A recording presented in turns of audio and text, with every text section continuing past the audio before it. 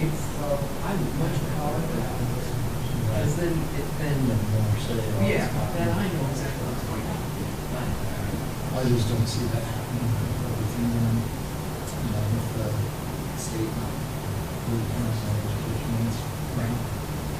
And so maybe try Mama for a lunch, try Gabby, who is my SSS for a lunch,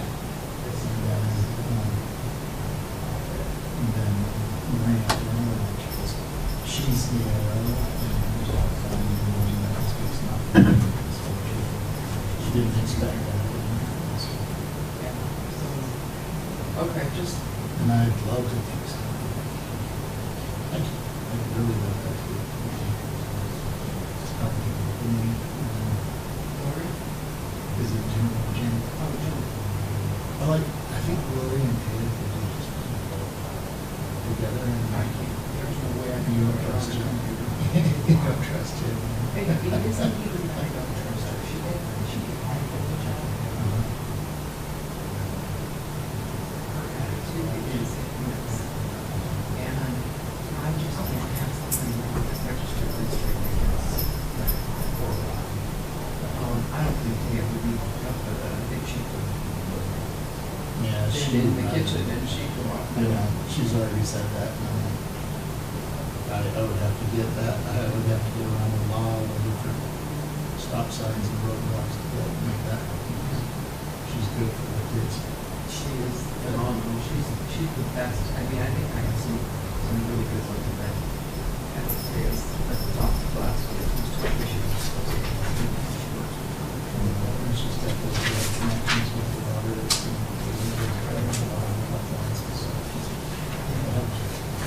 Well, let's talk and let's see if there's anything that we can do that's found in the order.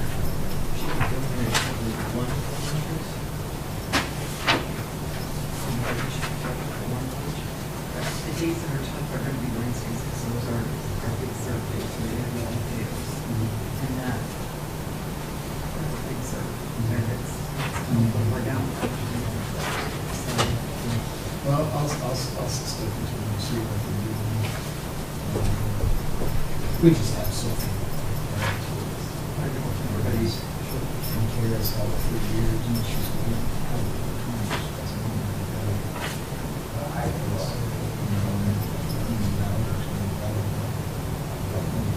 the kitchen's not always there as our leadership. right. Yeah. Right. Yeah. So. We'll work through something, if not, I'll let you know that I'm struggling to see if I'll do it first. Yeah. Okay. All right. Yeah. Thanks for talking to me about it. Let me know what's going on. Figure it was better here or one sometime rather than in the meeting. Yeah. No, I agree. I appreciate that.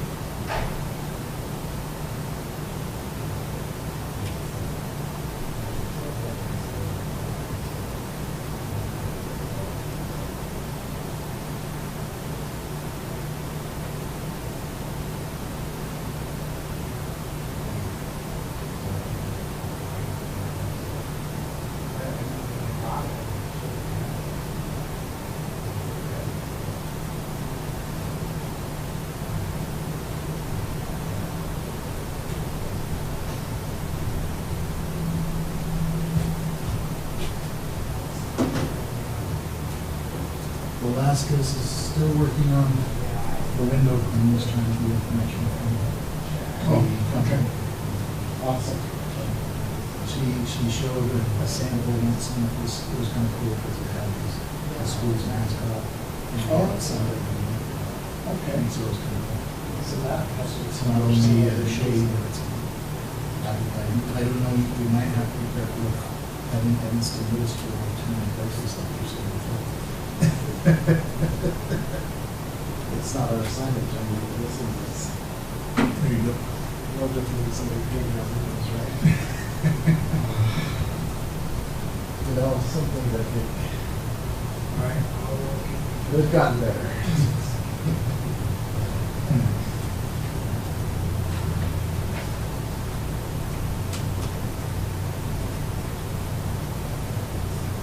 So is Jerusalem there yet?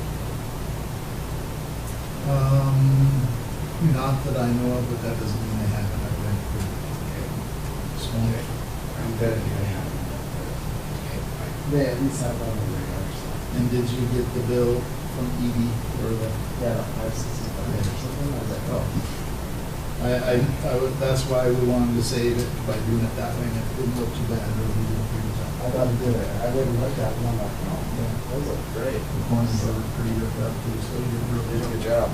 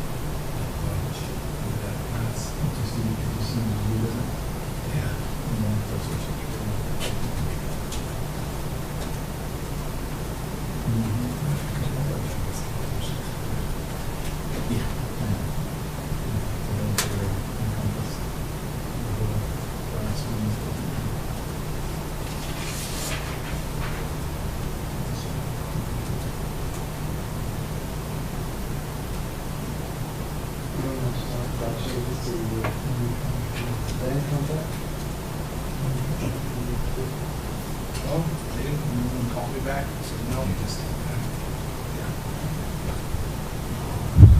making sure I'm not getting in trouble for what it's been doing.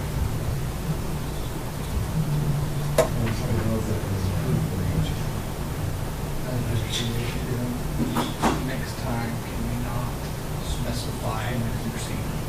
Just say, like, van here. Just the easement.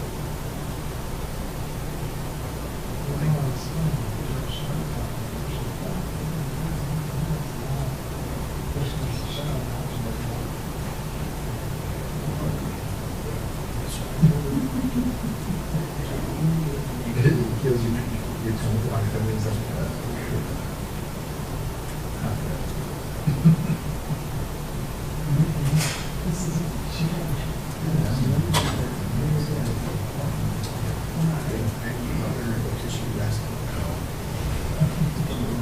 Switch. Batteries on ranges can be before we go, because we're not just trying to train the so always you wish was the information you got to check. Here she went for it, it's not even just like, she's bringing another bill.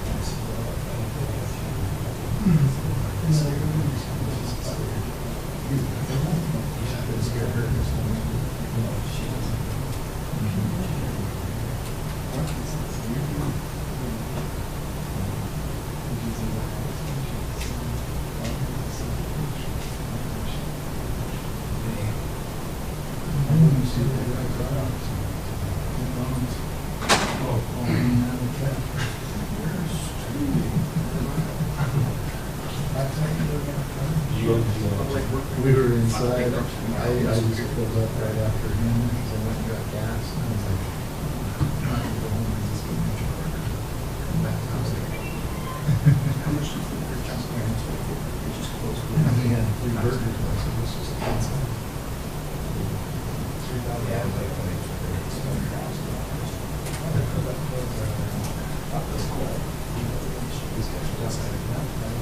We saw you, right, into the drive.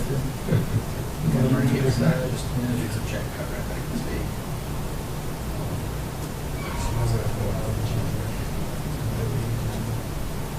So now it's all they want. It's a news car covers up.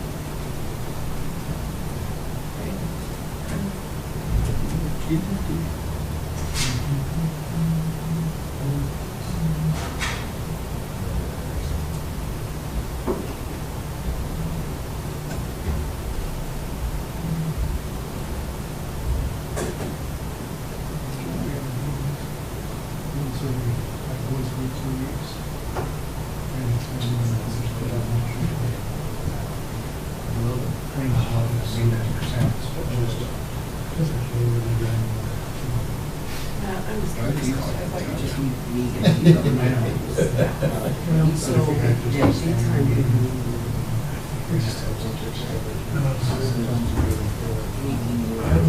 I can't.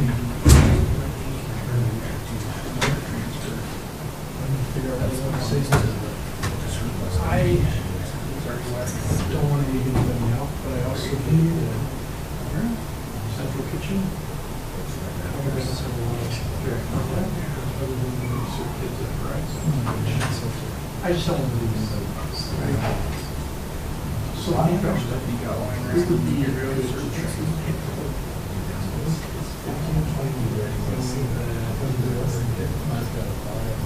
I share information with you, you share information with them, whatever you think is best.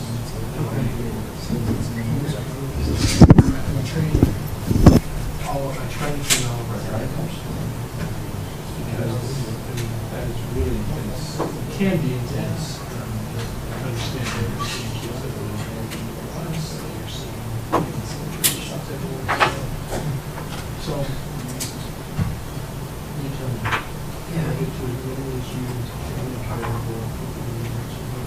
Yeah, I think they could probably do service managers. Actually, I was just reaching out to all the managers to see if they could come in and do a quick production record training next Tuesday. And maybe we can just try and do that too. Is that good for you? It would be like 2:30-ish. Yeah. And I haven't set it in stone, so that's not a good thing. I invest that in some transportation and I could do more. I just need you guys to go through certain. So we're going to 2:30? Let's do that. I'll just do that. Awesome. I will, I'm gonna make a calendar. You want a calendar invite or what you do? So what's your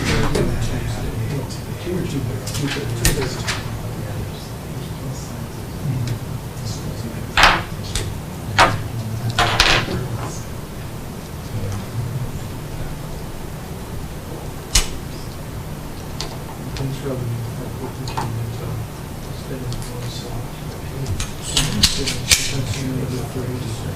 Well, and it's only like original.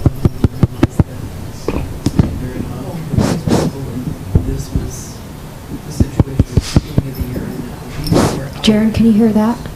Can you hear that? It just breaks. We have any mics. We don't have any mics.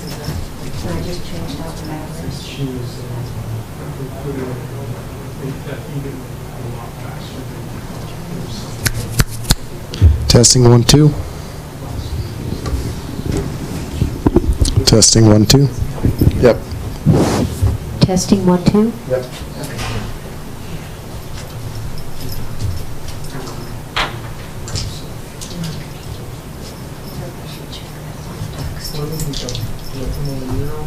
Horizon will just be in the cafeteria area.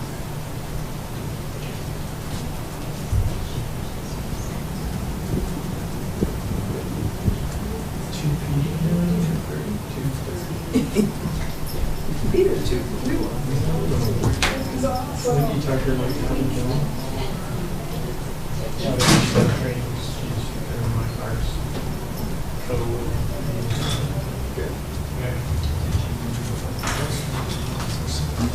in.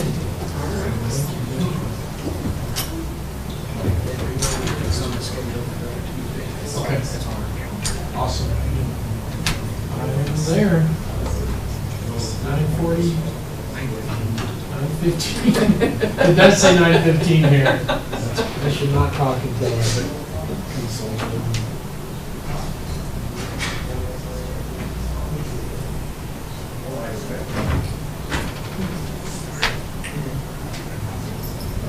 So.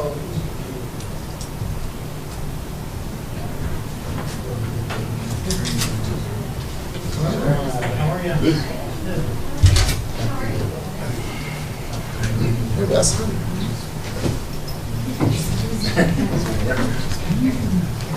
Oh, did I try calling you? Oh, earlier. Yeah.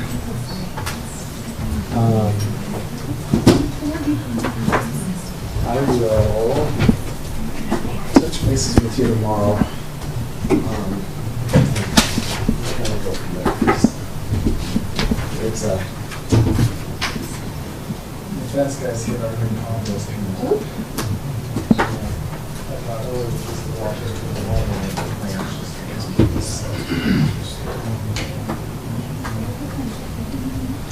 and so, but I got him another plan, so I'll show you mom. Okay, thank you. Bye-bye.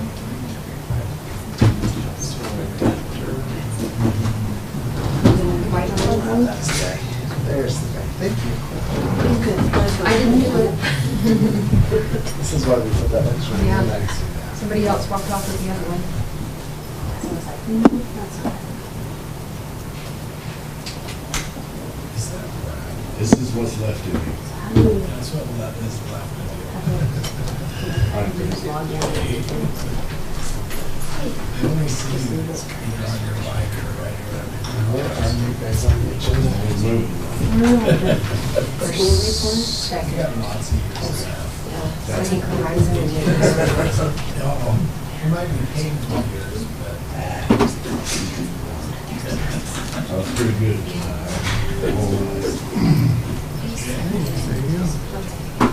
We miss you at middle school. I'll just have it up in writing. Or if you want to log in, well, the thing is, if you log in now, then by the time you go up, you've got your login screen. So, then I'll have your splash screen up here shortly. Don't forget, thank you. You guys will be awesome.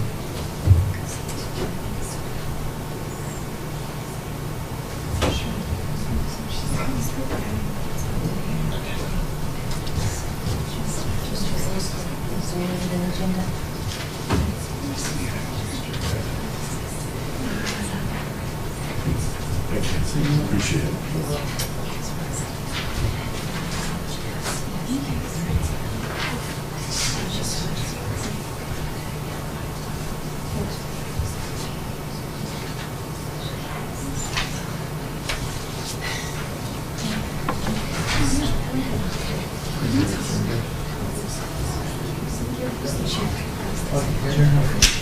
we can share.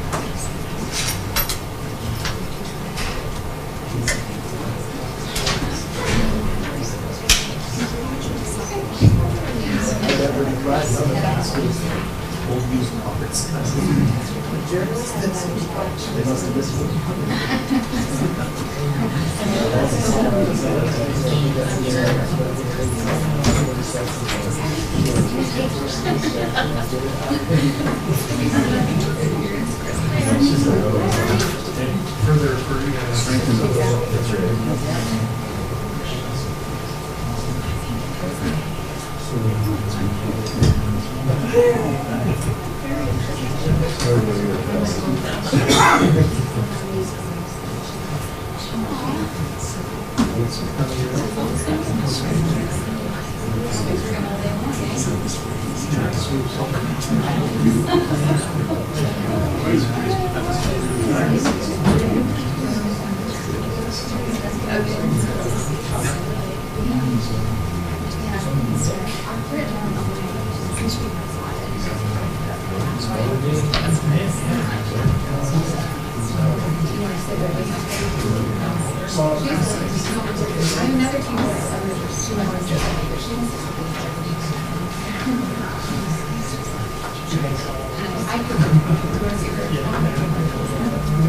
Put it up on the screen. You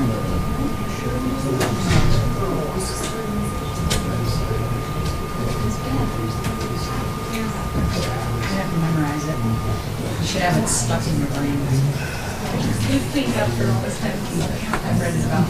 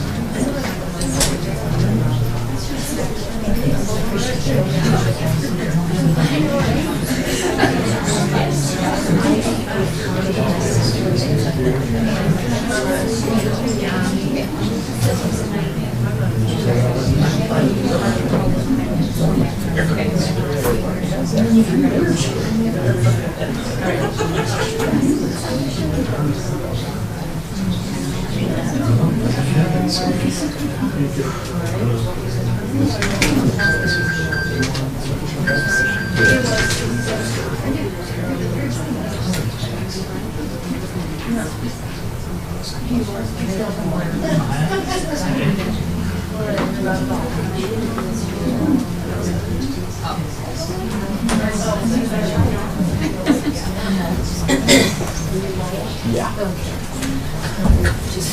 So we'll just have it there.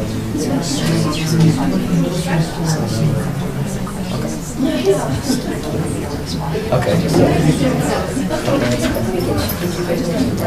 No, I didn't.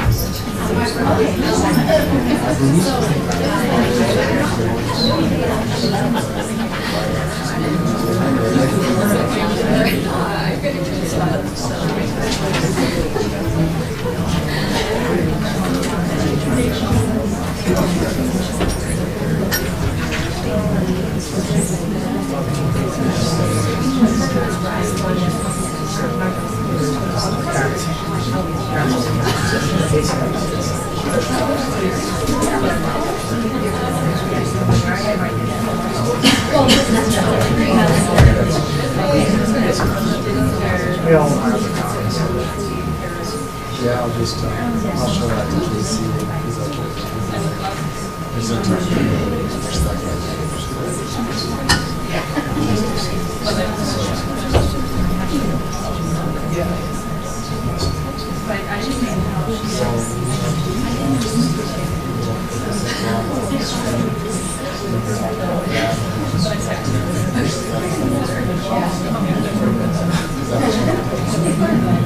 And then she has a copy.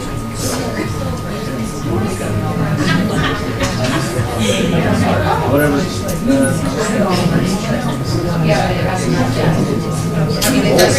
I've got her missing vision, but not the new These are last year's. Thank you. Oh, no, they're great. I apologize. And these are the new ones. We took a couple off.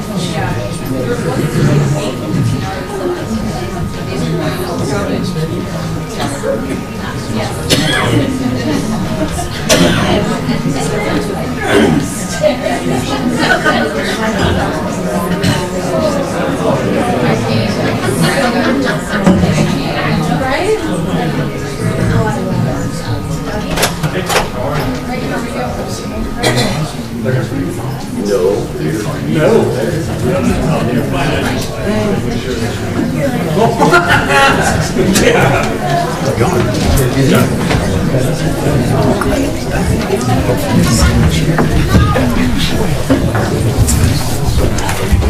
Yeah, just making sure I didn't leave a bunch of stuff. For our other meeting, I put my stuff in your spot right there until we get the table set.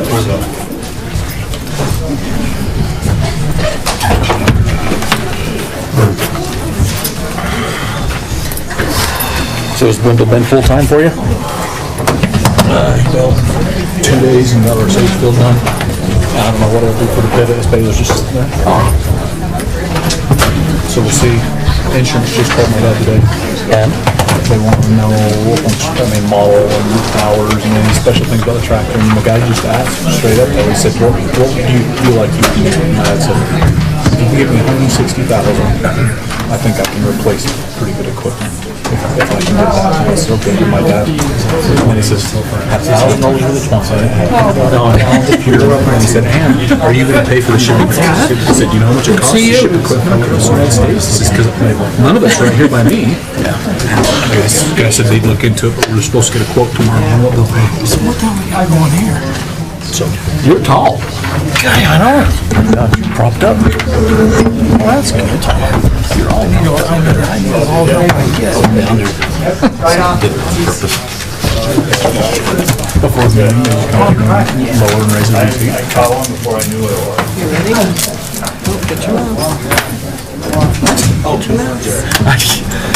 I was gonna say, you got my mouse.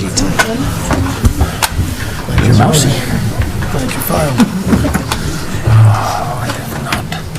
Okay, let's go ahead and get started. I apologize that we're a little tardy tonight, but thanks for being patient. I want to welcome everybody to our regular session of the UNT County School District Board. So if you can join me for the Pledge of Allegiance. I pledge allegiance to the flag of the United States of America and to the republic for which it stands, one nation, under God, indivisible, with liberty and justice for all.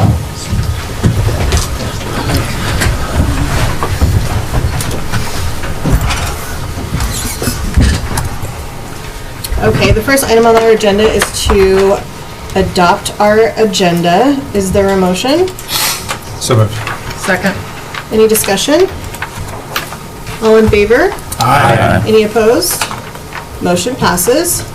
Down to our consent agenda items, we have our minutes from August 2nd, 2022, our payment of the bills, and our special education related service contract. Is there a motion to approve the consent agenda items? So moved. Second.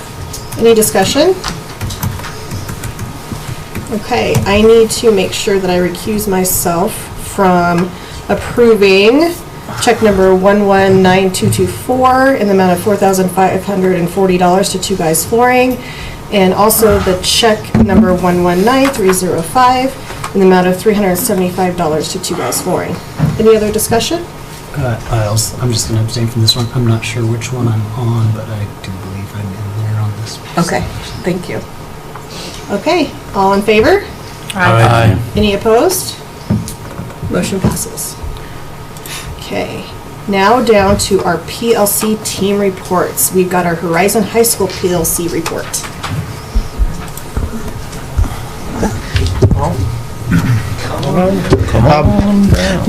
Madam Chair Board, I'm Shad Hamilton, the principal of Horizon. Do we have to turn it in? Or is it on? Testing 1, 2.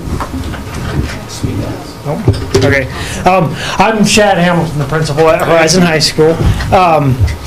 So I'm pleased to introduce my staff, and I think it was last week we were asked, the admin asked for volunteers to have our teachers come up and explain from their perspective kind of how the PLC process works in each building, and I volunteered them,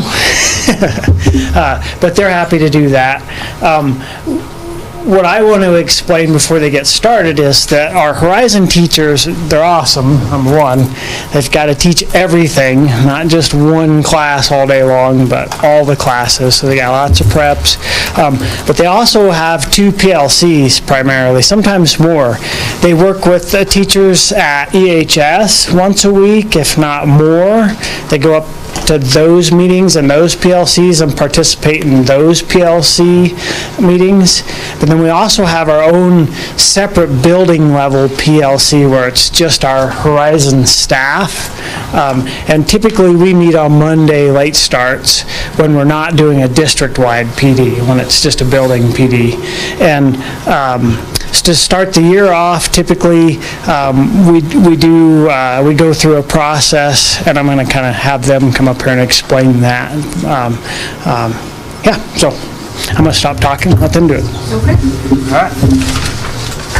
All right, so I'm Cecilia Vihar. I teach math at Horizon, and I'm going to talk today about our norms when we meet in our PLC groups.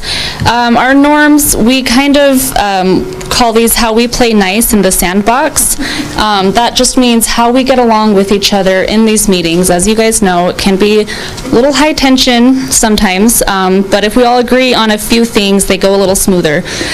So we agreed to be on time, to not interrupt, and no sidebar convos, so we're not going to get off track and deep into gossip or whatever.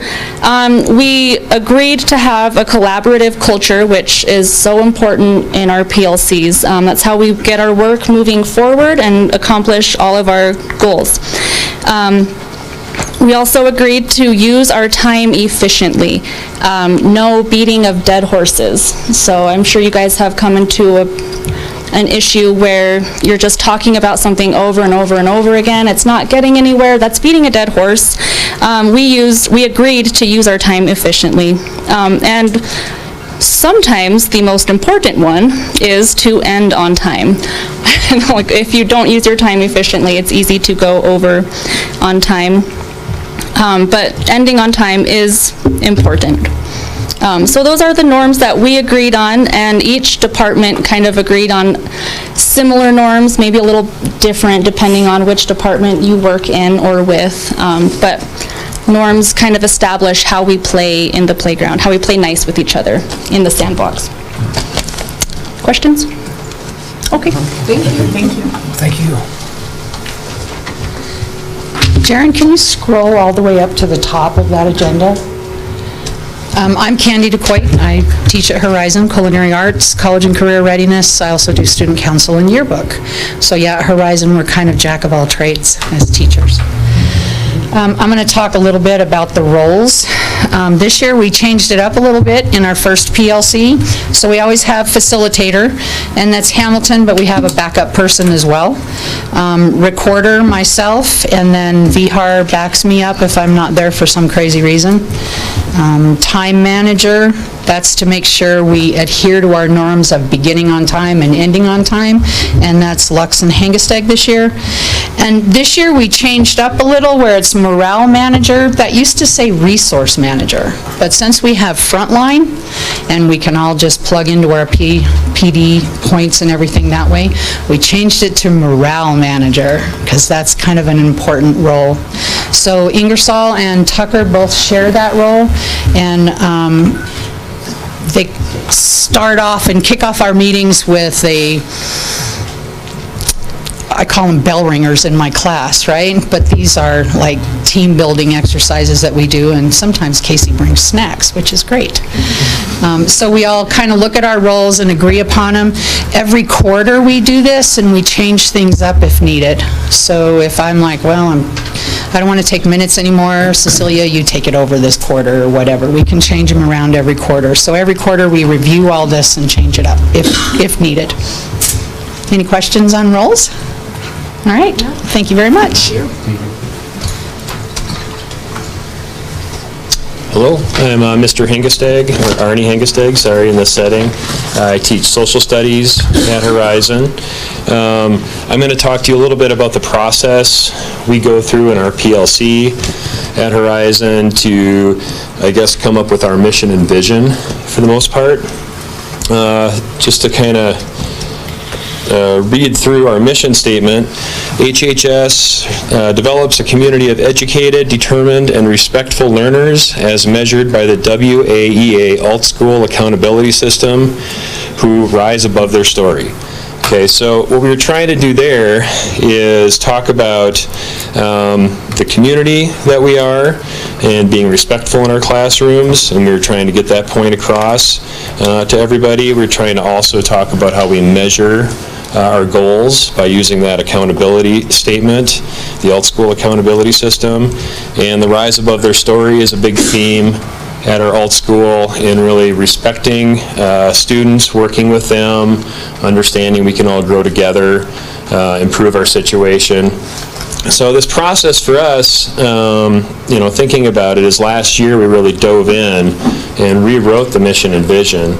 And it took some effort. It took, worked on it mostly on Monday mornings, the late starts, and we did a brainstorming session, kind of broke into groups, got together again, and had pretty big discussions over this, and really just trying to key in with our using keywords that, really sent the message that we wanted, trying to be positive, all those kinds of things.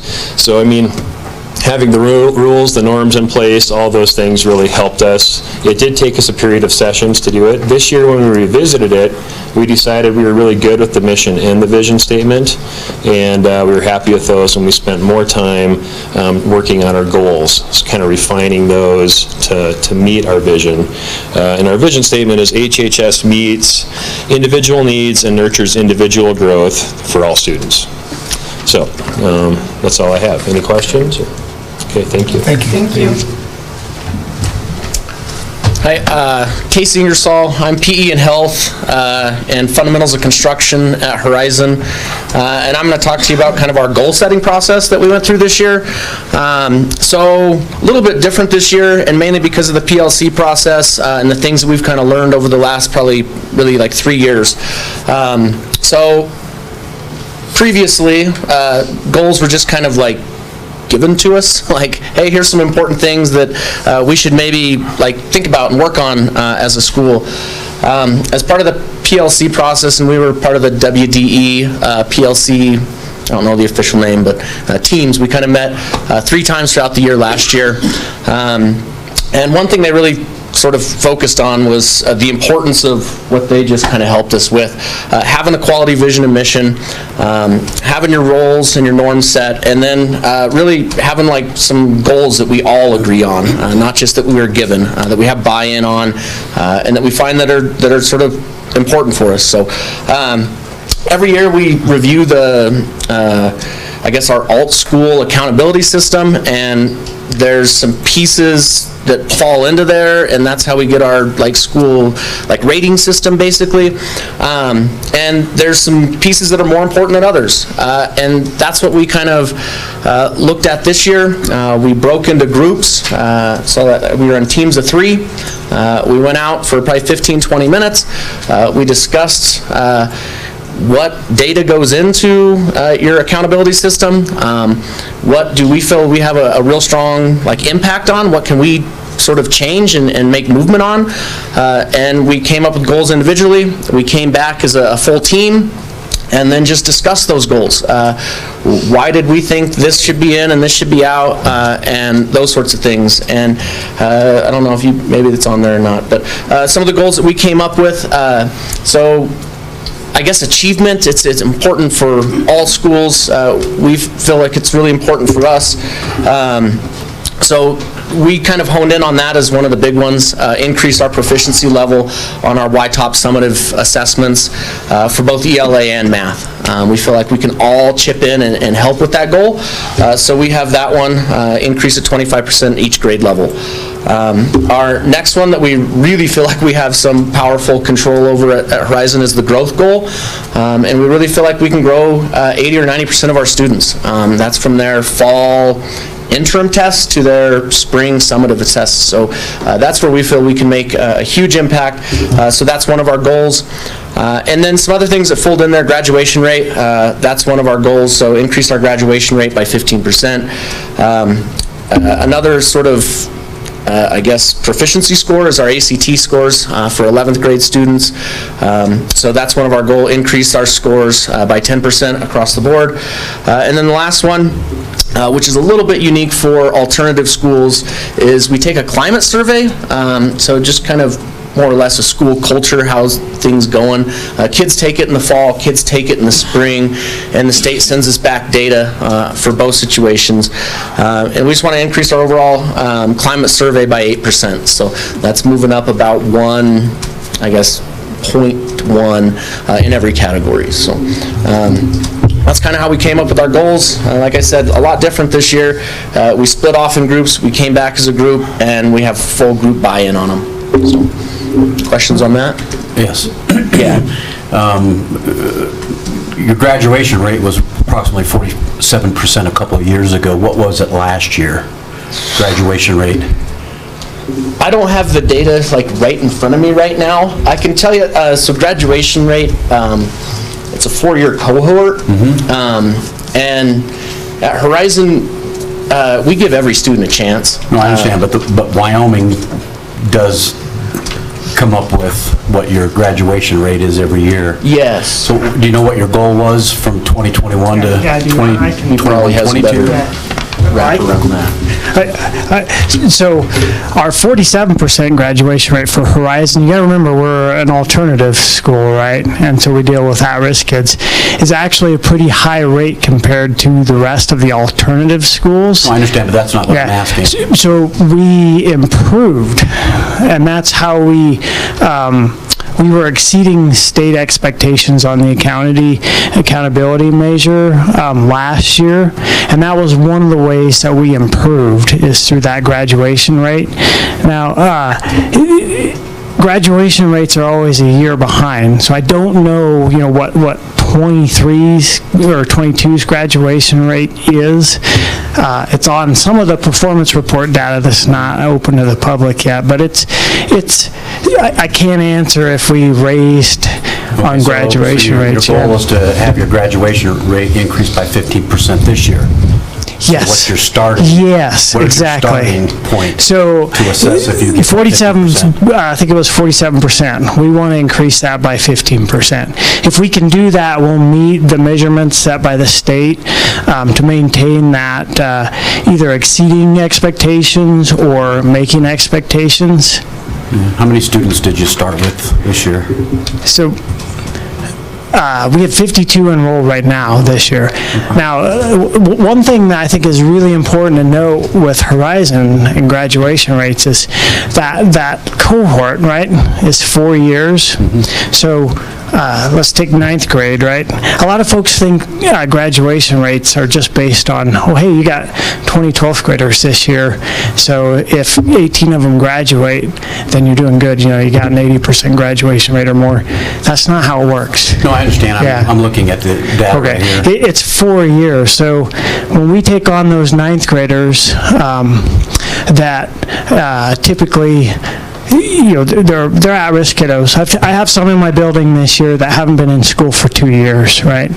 Well, we take on those guys, and then next year's 10th graders, we take on a few more, and then pretty soon, usually our cohort rates our cohort sizes at Horizon could be as many as 80-some students in a 12th grade class.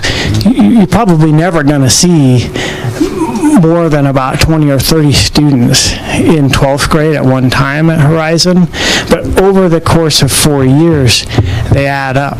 And we take on some students, you know, like I said, that haven't been in school for 2 years, and you know, we like our goal is on there, we do our best to nurture the individual needs of students, and the reason that we have been able to meet or exceed state expectations on accountability is because we're doing that. And so sometimes that doesn't mean we graduated the kid. Sometimes that kiddo, after a year or two, goes on to Boost or BOCES or the High Set and completes that program. And under the alternative school accountability model, that student counts as one of our graduates. What's super confusing is that we're also held accountable to ESSA. All the alt schools in the state are too. So we have two systems. So the same system that's in place that holds Evanston High School or any regular high school in place, we have to meet those too. So you'll see two different readings. That's the feds. Yeah, that's the federal system. And if you don't get an 80% graduation rate under their model, you're automatically in school improvement at the federal level. So you're looking at roughly 62% graduation rate at the end of this year. That's what we're aiming for, yeah, under that. And that's, you know, the long-term goal being, you know, 5-6 years out, 100%. You want them all to graduate. Yeah, exactly. Yeah. So. Okay, thank you. Anything else? You have one more? I, as morale Sorry. manager, am here for support. Nicely done. Okay, thank you. Any other questions for the team? No? Okay. I'm going to jump in real quick. We have a new member that we need introductions for before we started. Maya, do you want to introduce yourself? Tell us a little bit about yourself. This is Maya Saavedra. He's our student representative. So tell us about yourself. So I'm Maya Saavedra. I'm a senior at the Evanston High School here, and I'm the 2022 to 2023 student body president. And yeah, I'm just happy to be here. So Maya even ran and was elected knowing that he gets to sit with you guys for a couple hours once a month. Thank you, Maya. A couple hours, who liked you? We appreciate it. And Maya, just so you know in front of everybody, is they really do want your opinion about certain questions. There are some that you may be a little foggy to you, but a lot of the work that they do hits students, and so they would like your opinion. So don't ever hesitate to express them. Yes, And they'll ask you. And no question is a dumb question. Okay. No. Congratulations. Thank you.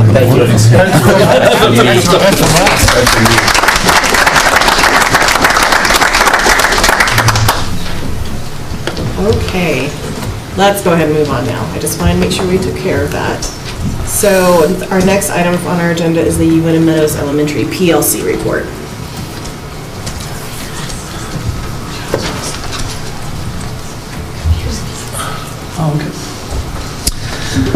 Madam Chair, members of the board, is this working? Yes. It doesn't feel like it to me. I am absolutely excited to introduce this wonderful group of educators. This is our third grade team from UNM Meadows Elementary. My opinion, they are leading the country in PLC work. The stuff that they do is model. It is the, yes. Can you introduce yourself? Oh, I'm Brad Francis. I'm the new principal at UNM Meadows Elementary. Thank you. Sorry, my bad. But yeah, this is our third grade team. Like I said, the work that they do is model. It is, you could take it to any PLC conference in the country and they would put them in front of teachers and instruct them. So they prepared some really awesome stuff for you today, centered around the 4 critical PLC questions, which they're going to explain for you. Madam Chairman and members of the board, we are UNM Meadows third grade elementary third grade team. This is Melissa Roundy, Jenny Day, Michelle Adams, and I'm Robin Walton. Today we're going to talk to you about our professional learning community and how we utilize the PLC process to guide our work with our students in each subject. We're going to share with you, like you said, the 4 questions and some documents that we utilize as we cycle through the PLC process. The 4 questions are, what do we want kids to know? How will we know? And how will they know if they've learned it? What if they don't learn it? And what if they've already learned it? So we will give you a brief overview of what we do in third grade at UNM Meadows. So the first question in the PLC process is, what do we need kids to know? We use priority standards chosen by the entire third grade district team to determine what our curriculum is going to be.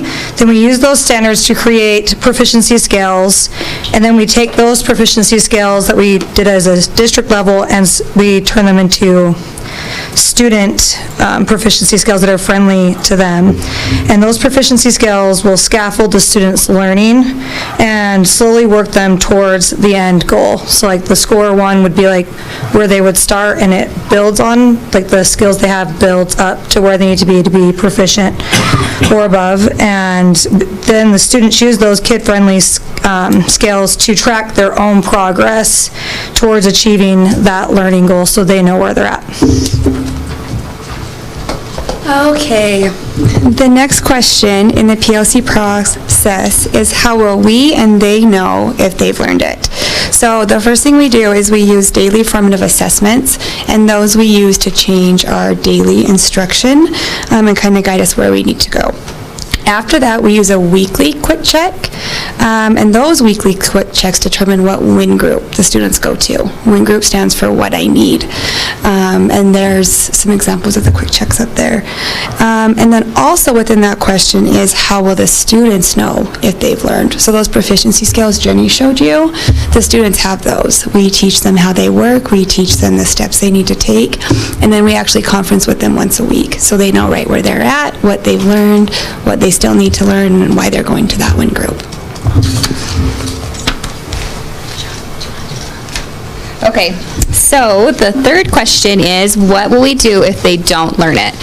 We use WIN groups to fill in the gaps in students' understanding. Students are strategically placed in groups based on their specific needs, and then we share all of the kiddos across the grade level as they go to different teachers' rooms and work with us and our paras for WIN time.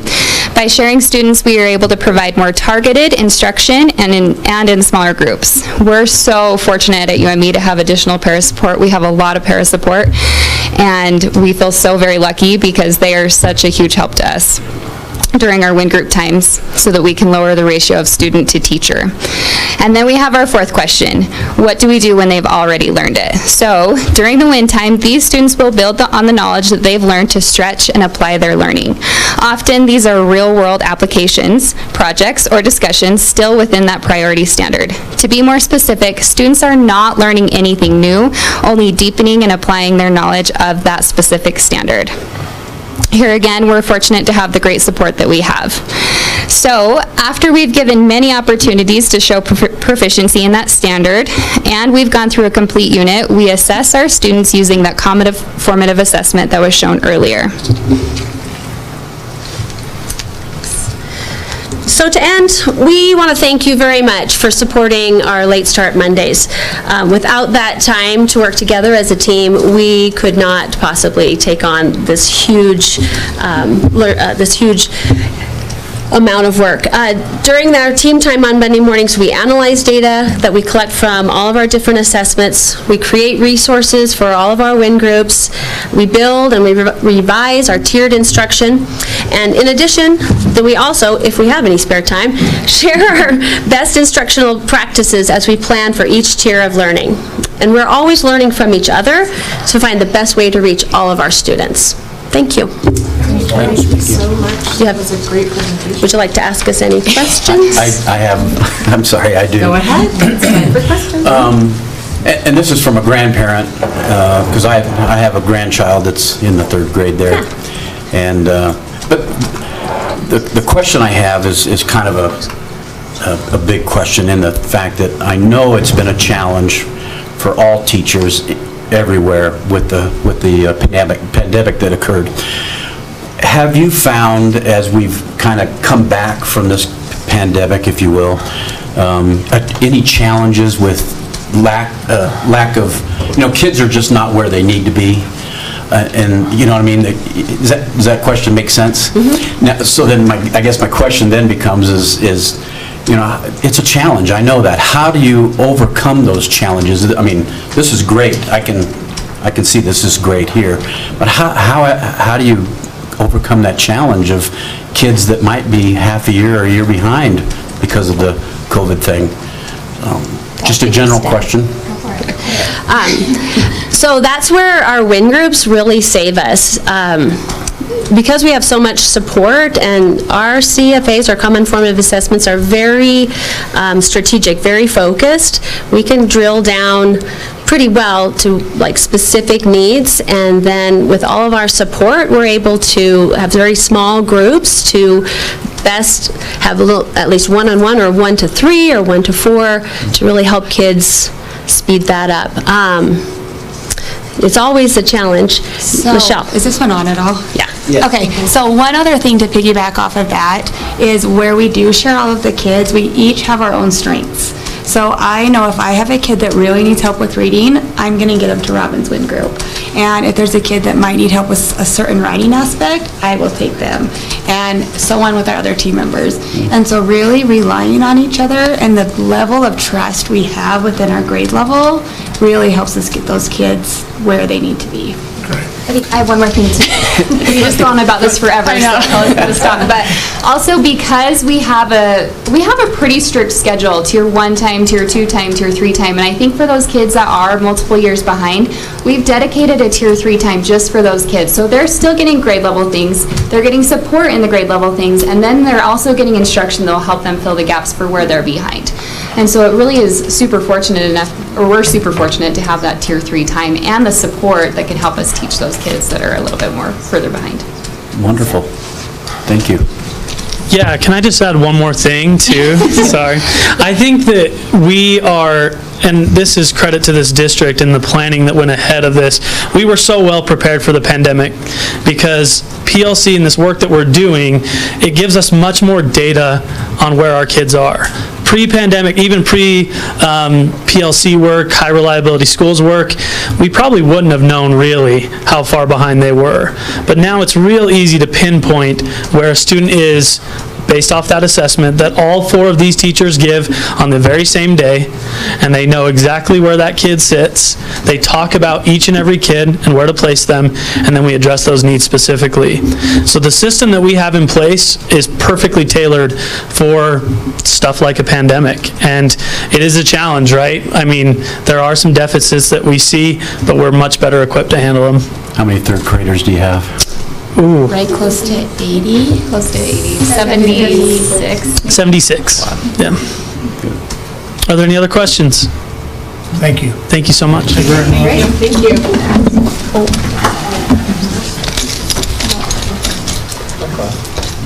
Okay, down to our recognitions.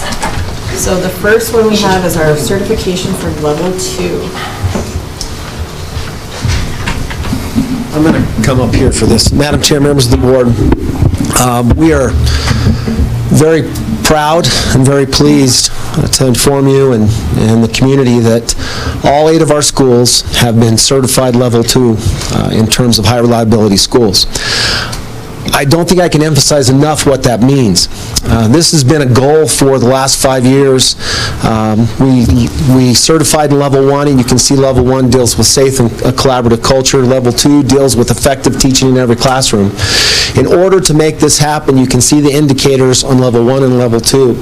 We not only have to produce and provide evidence that we are doing these things, but we also have to have it in practice. A third party outside of our district and outside of our state come in and assess our schools, and all 8 of our schools were certified. It's been a goal of this board for 6 years to be certified level 2 by 2022, and we did it. Hats off to our teachers and the work involved. I think they left, but I was going to ask them the amount of work that is involved in being certified with this at each site. This is not a district certification, this is a building level certification.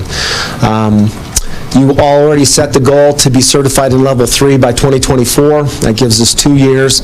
Remember, once we're certified level 3, it means we have to recertify level 1, 2, and 3. So we're doing all that every year. You just heard a perfect example of why this work is so important, because it's tailored to the individual student, and it's based on data and what they need. In addition to this, the information about our accountability, which is also a board goal, that all schools will meet or exceed the accountability standards, is out. It is still embargoed, but I can tell you that 6 of our 8 schools met or exceeded those requirements. And the 2 that didn't were 1/10 off of meeting those expectations. So we're getting closer and closer, and we'll spend next month and go over those accountability standards. But what it states to Mr. Trustee Du Bois is exactly that, is we took steps, not only during the pandemic and after the pandemic, that kept our students on track and learning. It worries me that our community, even some of our staff members, follow the national media that somehow we're failing kids in public schools. We can show through this certification and through our achievement data that we're not failing students. They are progressing and learning. And this represents, as I said, a great deal of work for our teachers and our principals and leadership to pull this off. We are the only school district in Wyoming that's certified level 2. We're the only school district, I believe, in the region that's certified level 2 with this HRS work. And it is the right work at the right time. And so hats off to our staff, hats off to the board for sticking with this for so long. We're going to try to find ways to celebrate this over and over again. Like I said, we did give them 2 years to hit level 3, but they are working on it now. We do believe that some of our schools may be certified level 3 after this year. So, again, hats off to really the district for accomplishing this, but it's probably, it shouldn't be, why it's the best kept secret out there, but the board will have an opportunity and our district will have an opportunity at these summits to be recognized by Marzano Institute for our work in this. And I'd encourage as many as can attend to attend that summit. January. So the HRS Summit. The HRS Summit, yes. January 20th. Yeah. So anyway, we'll give you more information, but again, woohoo! Congratulations. Yes, thank you. That is awesome. We are grateful for all the hard work everyone has put into this.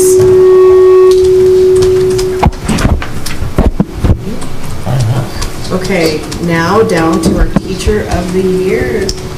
Madam Chair, members of the board, this is something we take great pride in. Our district selects a District Teacher of the Year every year.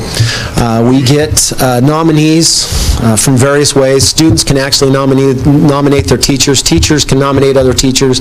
Administrators can nominate teachers.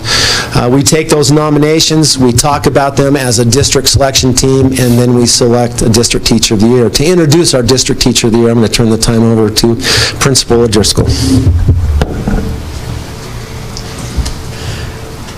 Madam Chair, members of the board. I am fortunate enough, I am Rick O'Driscoll, principal at Davis Middle School. I was fortunate enough to come in. I've worked with Gina now for, was it 7 years? This is the 7th year. She is, without a doubt, even though she doesn't like me to say these things, she is somebody that I can depend on all the time. And more important than anything, she cares more about kids than anybody I know. And if I had some of our team here, they could talk to you about the times that we've spent with tough kids and had parents there with us. And even though we're having tough conversations, those parents walk away knowing that their kid is cared for. And Gina's part of that. So this is Gina Martin, UNT County School District 1 Teacher of the Year.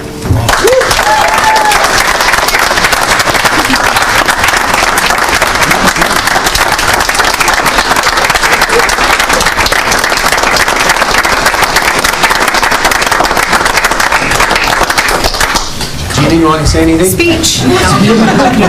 This is so out of character for me. You guys see the caliber we have here. I don't put myself here at all. We have an amazing team at Davis Middle School. I work on an incredible IEP team that because they do what they do, I can do what I do and love kids. So thank you very much. Thank you. Thanks, Gina.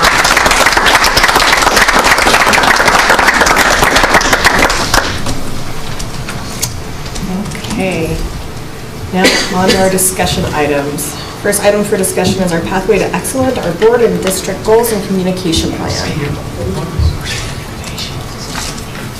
I know I have it somewhere. There it is. Madam Chair, members of the board, I did promise to bring this back this month. Just a quick update. We did, hopefully that helps you see it a little better. We did update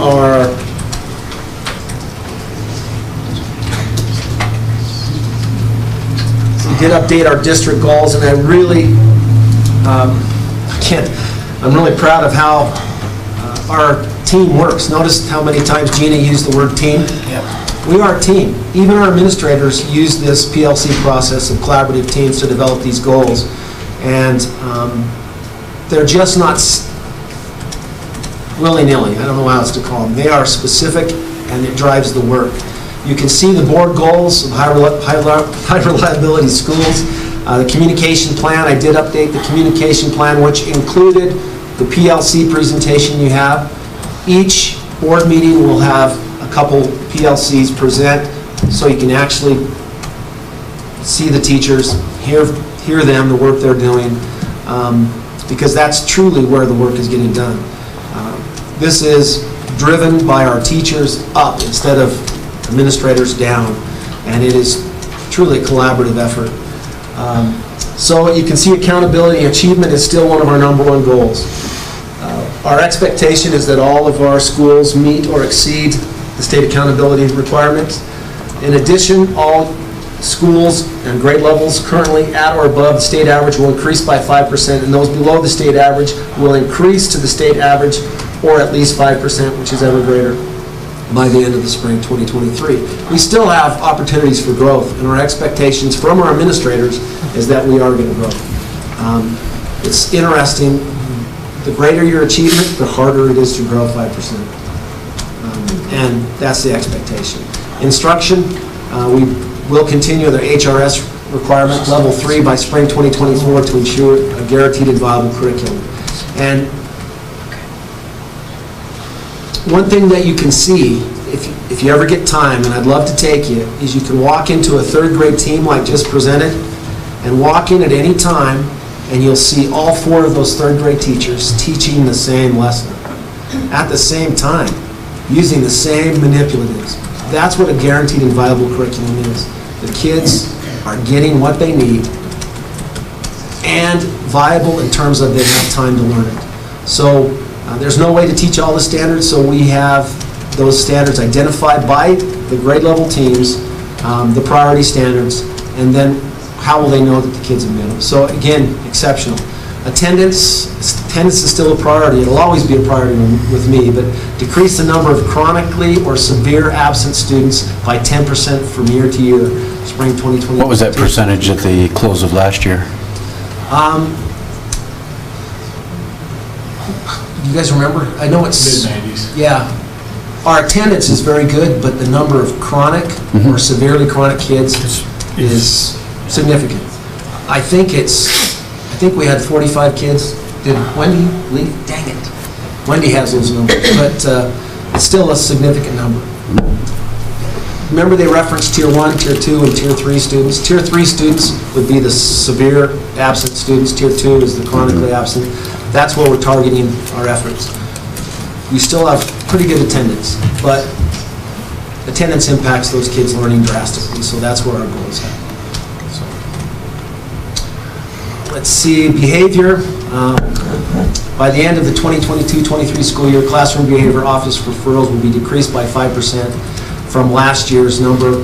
And this deals with SWISH documentation. That's the system we use to document our behavior. And we'll check that at end of quarter 1, 2, and 3. Again, I'm really proud that we're going to emphasize classroom behaviors, what's expected of our students, and the teacher's responsibility to hold kids accountable, hold parents accountable to that. I think, as a measure, we'll see these numbers come down. One of the expectations was clear to our staff, probably for forever, the last 30 years that I can remember, there was an expectation for behavior in the classroom, that the first incident, the teacher has a conference with that student, explains the behavior, and then explains what happened if the behavior occurs again. If it does occur again, the second time is a parent-teacher conference. We expect our teachers to contact the parents and state the behavior that's occurring and what will happen if it occurs again. If it occurs the third time, then it becomes an office referral. That's why you can see that it's being mentioned in there, is we want to decrease those. We believe by our teachers being committed to calling parents about inappropriate behaviors in the classroom, we'll see a decrease. We've emphasized instruction for so long, we got away from that commitment that our teachers are calling parents when students are behaving inappropriately, and hopefully the smart ones will call when students are behaving appropriately, so they get positive comments too. So I got a question on that. Yes. So as part of the third referral, now is that per kid or is that per teacher? So if we have 7 class periods, if it is an individual teacher and they write a referral, he gets 3 times. If it is a second teacher, he has 3 referrals. No. So if it is a third time from any of the teachers, then okay.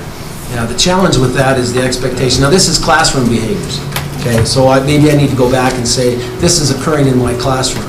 So regardless if you're a K-12 teacher, you're dealing with that. If you're tardy to my class, that's a discipline potential. I meet with you the first time, second time, I call your parent. If you're tardy third time, it's an office referral.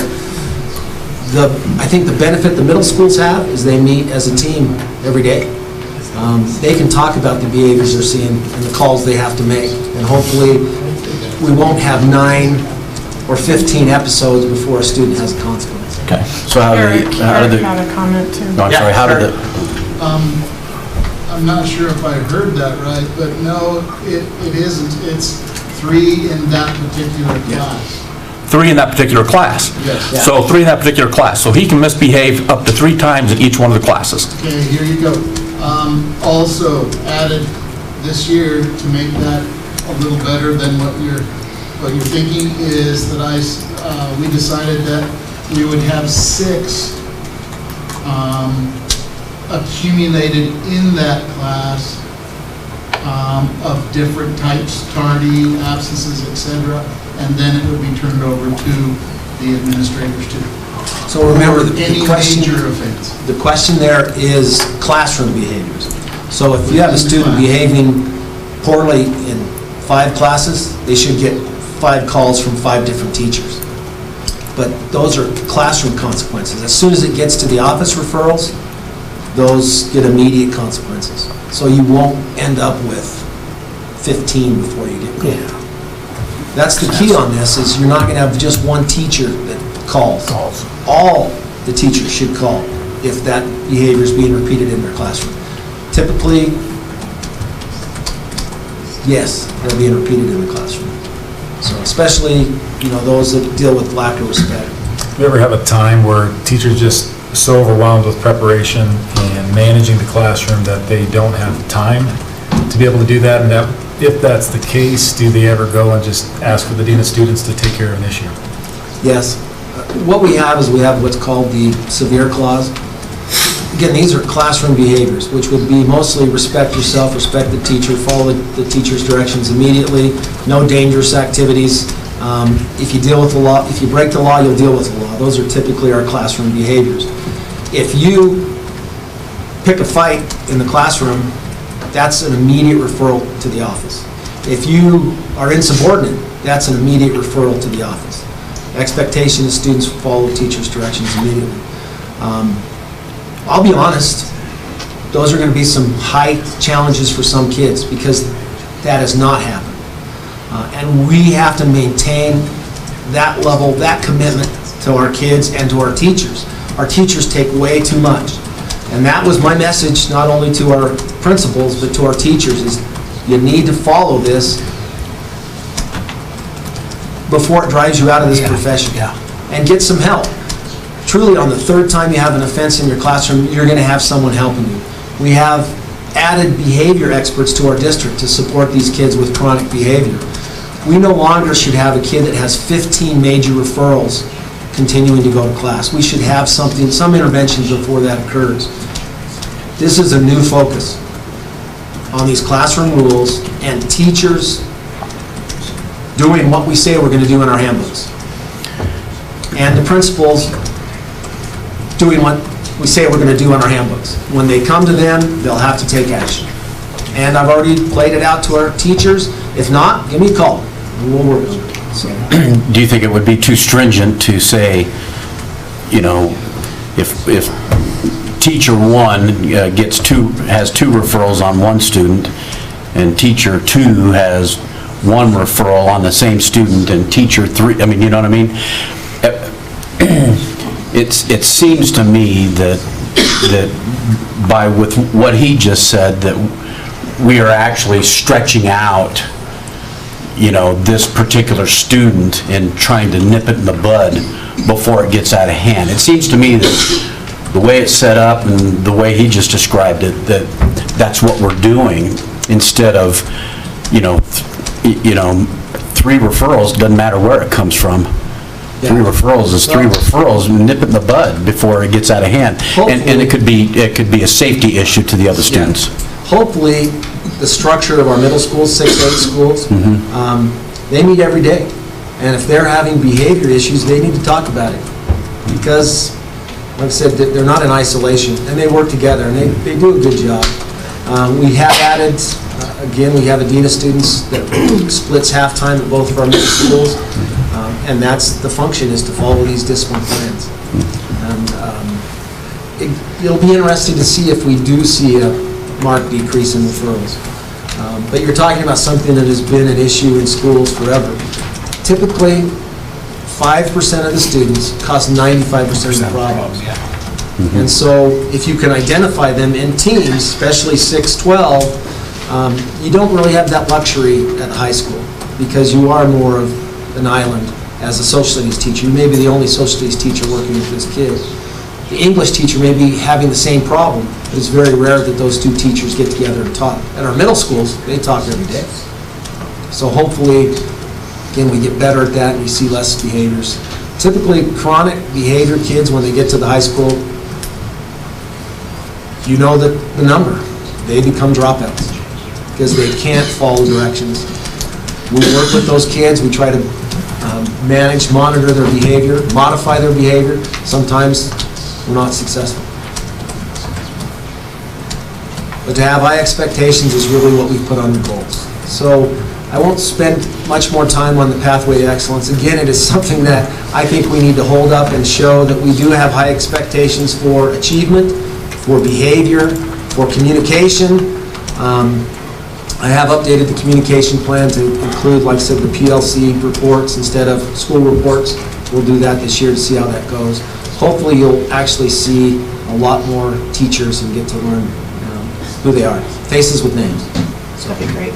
Any questions about that? You are scheduled to approve this tonight. Okay.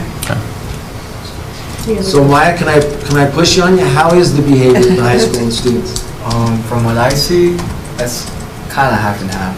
I know some that are like good and others that aren't. So you're okay with you're okay with tightening up some of the behaviors? Yeah, especially from last year, from what I've seen. That was the worst year I've seen, and I'm kind of pushing for like better school. Yeah. Like, I know that school's only been in for a week or two. Is there sometimes peer pressure from some students to other ones to, like, dude, knock it off, you know what I mean? From what I've seen, those type of conversations. especially from the older students, like the seniors, because freshmen, they don't know what to do. It's their first year here. So, they'll just do whatever, like, seem cool and follow peer pressure. But from what I've seen, older students have kind of told them to knock it off, kind of clean it up a little bit. That's all I have. Thank you. The pathway to excellence. Okay. Thank you, Maya. Thank you. Okay, down to our next item, which is the WSBA Fall Roundup in Green River. Just again, to invite you to attend that. That is on the 21st? Yes. And we'll be leaving from here at 4:30, I think. And I think Dan said you could attend. Yes. John. That's a Wednesday? Dave and Cassie, yes. Not for sure, I know Okay. conflict. I might have a conflict as well. Or, I don't know where So I'll the be. 21st of this month? Yes. And it's in Green River, so we drive you over. 4:30? 4:30. What's the dress? Suit and tie? Professional, business professional casual. Shorts with a tie? Yeah. Tuxedo. Tuxedo. Yeah, I'll commit to that. Okay, great, thank you. Okay. Next item is the K-Factual Stadium ribbon cutting schedule. Merle, do you want to come up and help me explain kind of what we've done with ribbon cutting? Dan's very well aware of this too, he's been a part of this, and I think David too a little bit, but we are planning to do a ribbon cutting for our new field and track on the 22nd of September. 23rd is the first home game, but because of the parade and homecoming, we just don't think we could squeeze it in. So Thursday night, prior to the pep assembly, is when we'll do the ribbon cutting. And all 9 of you are a big part of that. So we'd like to have you all there. You will be recognized, as well as those who donated to the project, as well as those who have contributed in other ways. Will the contractors be there, or the? Yes, they're going to be invited. Okay. So you kind of have a tiered system, is that the way to say it? Those who actually have donated funds to this, those who actually we have paid, but have done great work, we want to recognize those. Partners, some partners. Kind of the way that I see this happening is make it, especially this time, part of our, what do we call that? A Hall of Fame. So the Hall of Fame candidates will be recognized and they'll help cut the ribbon. And if you're familiar with who's on the Hall of Fame, impressive group. 2 of our staff members are on the Hall of Fame, so they'll be part of that ribbon cutting. And we'd like you guys right there with them. So that is at 7:30? We think 7:30 because there is a JV game at EMS before. So Okay, about 7:30. Is that right? It's on And the the pep field? assembly's when? Right after. Okay, so we do the ribbon cutting, and the pep assembly's going to be right at 8-ish? So, Lights on? so at 7:30, we're going to do the ribbon cutting ceremony, or as soon as we can get started. It could be 7:40. We'll do the ribbon cutting. It'll be followed by the pep assembly, followed by fireworks by porters. Oh. So it's going to be a pretty cool evening, so. So we're planning around 20 to 30 minutes for the ribbon cutting ceremony. We would like all of you there, so if you can make that happen, that would be great. I'd recommend that the newspaper publish this particular event as well. Yeah. So that the community can be involved. And we'll actually have the high school putting together flyers. So Maya and I are working on, we just talked about before this meeting, that we're going to get all the flyer exactly how we want it with all the information, and then we'll broadcast it everywhere. Yeah, and So I'd that everybody recommend knows. putting it on the front page. Yeah, so. So Merle, I have two questions for you. So on the homecoming poll that you put out, did they ever get that working? Yes. Okay, because mine didn't work. I couldn't even get it to work the second time, so. You already know my opinion, I won't state it. I know, so I took yours and then, so 72% of the parents wanted to have the dance on Saturday night, and so we're going to do it on Saturday night. And then I'm letting student council decide what kind of dance they wanted, and they did a survey with kids, and Maya said, I just asked him before, and he said that it will be a formal dance. So basically the same thing, just it'll be on Saturday night at 8 o'clock, so. Okay, and then I don't know if this is the time or place to do this, maybe I should have suggested this last month before we got the ribbon cutting set, but I wanted to propose possibly leaving it K. Fackrell Stadium, but naming the field after Searle Brothers.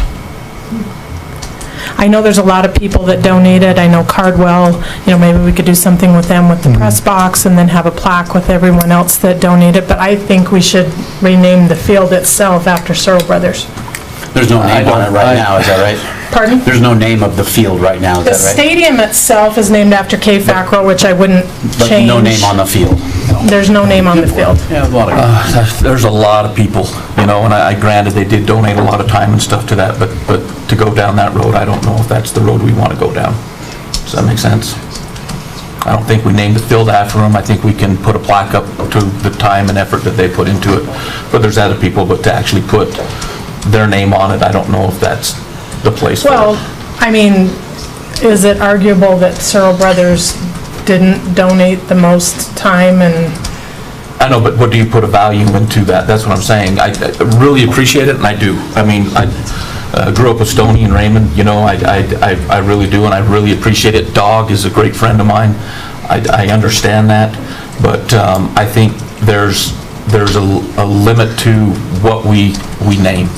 And to go down that road, I don't know if we want to name that Searle Brothers, I don't know what anybody else thinks. Jenny, I think we can address that through the Hall of Fame.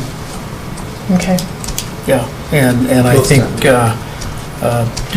we can work something with that, and I feel like David, if we want to, and everybody's had opinions, if they have a logo, if we wanted to display that someplace in the stadium or something, okay. I don't know how, Jared, you may know, I don't know how easy it would be to come back and add something to the field. Well, I wasn't talking about going that far. I just was meaning, like you hear a lot of when they announce football. So like Jonah teams Field. playing Jonah Field or at War whatever, Memorial it's named Stadium. after somebody, and so that, I thought that would be the easiest thing to recognize. My experience has been the fields have been generally named after prominent coaches of that institution, or somewhere along that line. You go to Arizona and you look at their basketball court, it's called Luton Bobby Olson. Well, and that's where we got K. Fackrell Stadium from, and it fittingly so. Yeah. I was just thinking that would be a good way to recognize that, because they really did. We're going to try and really distinguish the difference Put in a between lot. those that donated, those that worked, and then we're also going to have those that made it happen, and that's, you guys are in that part, so. And a big part of that is their logos. We want to recognize the business that's behind those individuals. And just like the Trident out front of the high school has those plaques, that's something that we look forward to. So Jaron and I, In addition to the stadium. Jaron and I and Bubba, we actually met for a few minutes. It was an impromptu meeting, but we talked about where to put the plaque and that. We've got the plaque for the scoreboard right underneath it, and we think that would be an appropriate place to actually have both of them right there. And so we actually talked about making them look similar, but being able to identify some of those key people that donated so much and did so much for the project, but... No, that, we need to recognize it. Yeah, I we really do. And don't get me wrong, I mean, but to name a complete stadium after that, I think that's a little stretch for this, you know, so that's just my opinion. I guess the board can decide what they want to do, but a lot of people in our past, I mean, why not name it Jerry Parker Field, you know, or stadium? You know, I mean, there's a lot of prominent people that were here and great coaches and did some phenomenal things that, well, they were just a very integral part of this happening. No, Because no. really, it wouldn't have happened without them. No, I agree. I mean, there's some of the other things that happened that, yeah, we could have done it, it would have made it a lot more difficult, but without Searle Brothers doing what they did, this wouldn't have happened. At least not right now. And it would have been difficult without without Mike Paxton. So, I mean, where do we go, where do we end? I mean, we need to recognize him, I agree, but to go down that road and to completely name a stadium after him, I don't think we need to go there. Just the field. I know. I know. We don't want to change Don't put that out there. I didn't want to change Cave but even Rockville the field, Stadium. I know. Even if you want to put a placard up there or whatever, and Searle Brothers, but there's a lot of people that contributed too, so. Well, right, but you get what I'm saying. No, I know. I do know. And I think we're going to take care of that Okay. through this process. Okay. Any other on that? Okay, let's go ahead and move on to our policy, co-curricular and interscholastic activities, IGD and IGDR. Madam Chair, members of the board, I'm just going to talk very little about IGD, but I'm going to talk a little about some other policies. We started this conversation, probably, I was going to say 6-8 years ago, but we did kind of start it officially last month, and I did mention, I was asked to look at policy IGD. The reason why we turned to policy IGD is because it's the one that deals with activities and travel. But there are some other policies I would like to read, probably starting with the most recent. This was modified in 2015. This is policy IGDJ-A, national travel. Activities that are sanctioned by Wyoming High School Activities Association shall be allowed to attend national competitions if such an event exists for that activity. Travel for national competition shall be allowed for up to 6 students and 1 sponsor. Sponsors shall be supported by extra district financial support up to $750 per person, sponsors and students. Additional financial support may be requested and granted if funds are available for extra students. National travel will be allowed only for students in grades 9 through 12 and only for co-curricular activities and not athletics. Activities that are not sanctioned by Wyoming High School Activities Association shall register with Uinta County School District No. 1 office, who will certify that national competitions for the activities exist. These activities must register and be sanctioned by October 1st every year to be eligible for national travel. All of these district-sanctioned activities will be put on a list allowing district financial support for national competitions every 3 years. I think that's where some of our groups have gotten the idea that every 3 years they can go on a national trip. These activities may attend national competition in years not supported by district funds, but all expenses will be the responsibility of the sponsoring activity. In sponsored years, travels for national competition shall be allowed up to 6 students and 1 sponsor, and shall be supported by extra district financial support of $750 per person. National travel will not be allowed for will only be allowed for students in grades 9-12. The reason why I bring this up is, if you remember, if you were here, I was, in 2015, we started having a lot of qualifying events for non-Wyoming High School activities, sponsored activities. Robotics was the one, And it got to the point where you could have a qualifying event for a national competition, but the qualifying event was between you and one other school district in Wyoming. One event qualified for nationals, and we had multiple kids that qualified.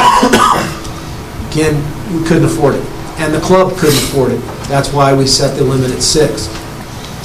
I don't think it was ever targeted toward athletics, which are sponsored by Wyoming high school activities, including cheer and dance. But it's there. And I think that was maybe one of the latest shots that we need to be careful with national travel.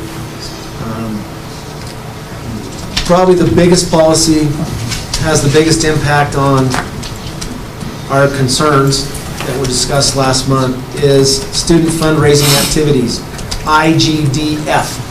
And I'm not going to go through all of them. In general, the board wishes appropriate controls to be placed on fundraising in the community by students and school activities. This was passed in 2020, so just recently.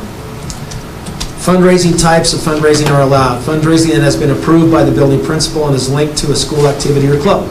2, sale of tickets to scheduled athletic events and school drama and musical performances. We do not collect money for our athletics. There are some events that we collect money for. Drama collects money as a fundraiser. Sale of advertising spaces in school publications, which we do on a limited basis. Fundraising activities, this is 4, fundraising activities included in a charter from a parent or community organization. So if they put it in a charter, we'll support it. 5, proposals to raise funds for charitable purposes or to benefit to or of benefit to the school or community. Proposals must be approved by the building principals and spent in the school year the funds were raised. 6, fundraising for an activity or club travel or lodging should be equitably distributed between students participating in the fundraiser. Students are not allowed to solicit door-to-door as 7. So what we get with fundraising is the expectation that I see is that I believe they need to be spent in the year they're raised, and they need to be distributed equally between the students participating in the fundraisers. So with those, I'll show you the proposed changes to policy IGD. I don't know if it'll accomplish what you want to accomplish. We read through this policy last month, so I'm not going to take the time to read through the policy. Really, this is just cleaning up a policy that already exists. So here, I'm just taking out the coach or sponsor. The activities office shall endeavor to seek clean and affordable accommodations. It's our activities office that makes arrangements. When coaches, we've had horrible situations when coaches and sponsors try to do that. It has to be through the activity department. This is one that you guys will have to decide on. The expectation, and this is hitting co-curricular and school-endorsed activities. So you can stretch that to activities outside of Wyoming High School activities sponsored events. It does say in here, and you're already aware of it, that it has to be a qualifying event to attend. So state, are there some qualifying events that our kids qualify for and then go to nationals? Yes, FBLA, DECA, and we support those. If their sponsor is a different gender, we support a spouse to go to, but they have to be qualifying events. So in this one, all I'm changing is the cost of travel, lodging, and meals shall be the responsibility of the participating students. It takes the club out of it. And that's been one of the concern of the board, is that these fundraisers and these trips are extremely expensive. And that's just only one concern. And we could talk about all the concerns that's been expressed by the board. For me, the biggest one is loss of school time. Typically, the kids in our activities are some of our best students, but still there's loss of school time. Liability to the school district, which is ever increasing. People are a little more litigious than they have been in the past. The idea that you have someone that raises funds one year and those funds may not be used for 3 years later. that's a concern. Fundraising in the name of Evanston High School, and these trips truly are typically activities outside of Wyoming High School Activities Association that I don't have a problem with them going to attending, but maybe they need to pay for them on their own. It would be less entanglements for the school district. We have events that do go in June and July, not even involved with the school district, and they're pretty good events. They go to the state capitol, they go to New York. Our art club typically went to New York in the past, and they always did that outside of school. There is very little entanglements with that. We do require that they travel on our transportation, and if we have to help them, we help them, because still we need to avoid as much legal issues as possible. So would it be taking out the possibility, everybody's financial status is different, is it taking out the possibility for maybe kids or families that don't have that financial ability for them to go? Yeah, each of these requests have... Is that what it does, though? Yeah, number 6. No student shall be deprived of participating in or admissions to any extracurricular activity because of his inability to pay the fees or expenses involved. The building principal shall seek to ensure that such students can participate. That's actually what happened and why we created the policy about national travel, is because it got to the point where it was a burden on the activities department to pay for those, but they were school-sponsored events we needed to pay, so we had to limit it. But if the group was raising funds from the community, doesn't it take us out of it in a sense? They're raising funds in our name, in the high school's name and in UNT County School District's name. And even that, the expectation of monitoring those over a 1 year or 2 year period, I don't know how you do that. How do you equitably distribute those funds to someone that didn't participate in the fundraiser this year, last year, 2 years ago, or 3 years ago? That's who's getting these funds. And it's been expressed multiple times that funds are being raised, I think, with the understanding that's to benefit that group that year. Because that's what we've set up booster clubs to represent. They help pay for meals on away trips. We pay for everything: housing, lodging, travel. We expect athletes to pay for their meals on these trips. That can be a burden, so we make sure it's not. At culminating events, we Boosters pay for cover that them a now. lot too, like boosters cover that with the football team for sure. Like, That's make a ton of what I money if think that people think concession they're stand. donating to, exactly. And it's a big bill for large groups. That's why they do it. So if we say, you know, whatever monies are raised, it's got to be spent by the end of the year, what do you do with, you know, $10,000 that's left over? What do you do with that? What about the student that doesn't complete the whole year? That's no different than saying, oh, what about the student that doesn't do 3 years? So your question, typically, if the booster starts with a balance, the expectation would be they end with a similar balance. So, yeah, I was a booster parent. We started with $3,500. After the year, we provided meals for away trips, some equipment, supported the coach in some equipment, and then we left with $3,500 in the balance at the end of the year. That also pays for the end of the year, what do we call it, banquets? That's what the fundraising is possibly for, to maybe up what you do in those banquets. So hopefully you don't drain the account. The big question for me is, what do we do with these organizations that have large balances now? And those that don't have large balances? Yes, and the opposite. Typically, the smaller groups they have the same need, but they don't have the same ability to raise funds. And they may not have a banquet. Yes.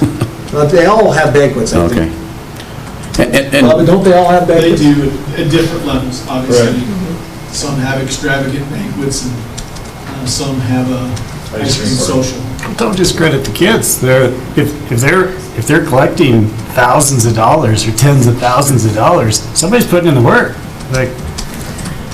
Well, but I think the problem is, and that's what we've talked about before, is that, like Ryan said, kids go out and they fundraise, and most of the community members are under the understanding that this is going to benefit the students in helping them pay for meals if they need like basketball warm-ups, or, whatever it is, that it's going to benefit the team for that year. It's not under the assumption that, oh, we're going to take $20,000 that we fundraise for and go on a trip to Disneyland, or, whatever it is. I just think I've heard enough from community members that they're tired of being taxed by the same activities groups, just fundraiser after fundraiser after fundraiser, and they want to support those student athletes and those activities, but it's getting to be too much. And then when you say, oh, well, this activity is going to Disneyland, we get a lot of complaints. Yeah, so it's got to stop somewhere. The question if asked, what do they do with their large balances? Spend them down. Can maybe not raise funds this year. Can some of the funds in one club be moved to another club? I don't think you can take away, you can't take away. I'm just asking the question, that's all. I'm not insinuating anything. Yeah, we've had discussion about, let's put all fundraising into a pool, and then they draw from the pool. Some districts do that in the country. You would lose a lot of the hard work. Yeah, you would. I understand. So Go ahead, John. As a fiduciary fund, we have had in previous years, one booster club has given to another. I'm thinking of one of the swim clubs, booster clubs gave to another. But the question really is who owns these funds? They are owned by the booster clubs. They are not owned by the board. The board can't say, hey, we're going to consolidate it to an E. Now, to an E program, that's what I'd heard of, kind of an all inclusive, all booster organization.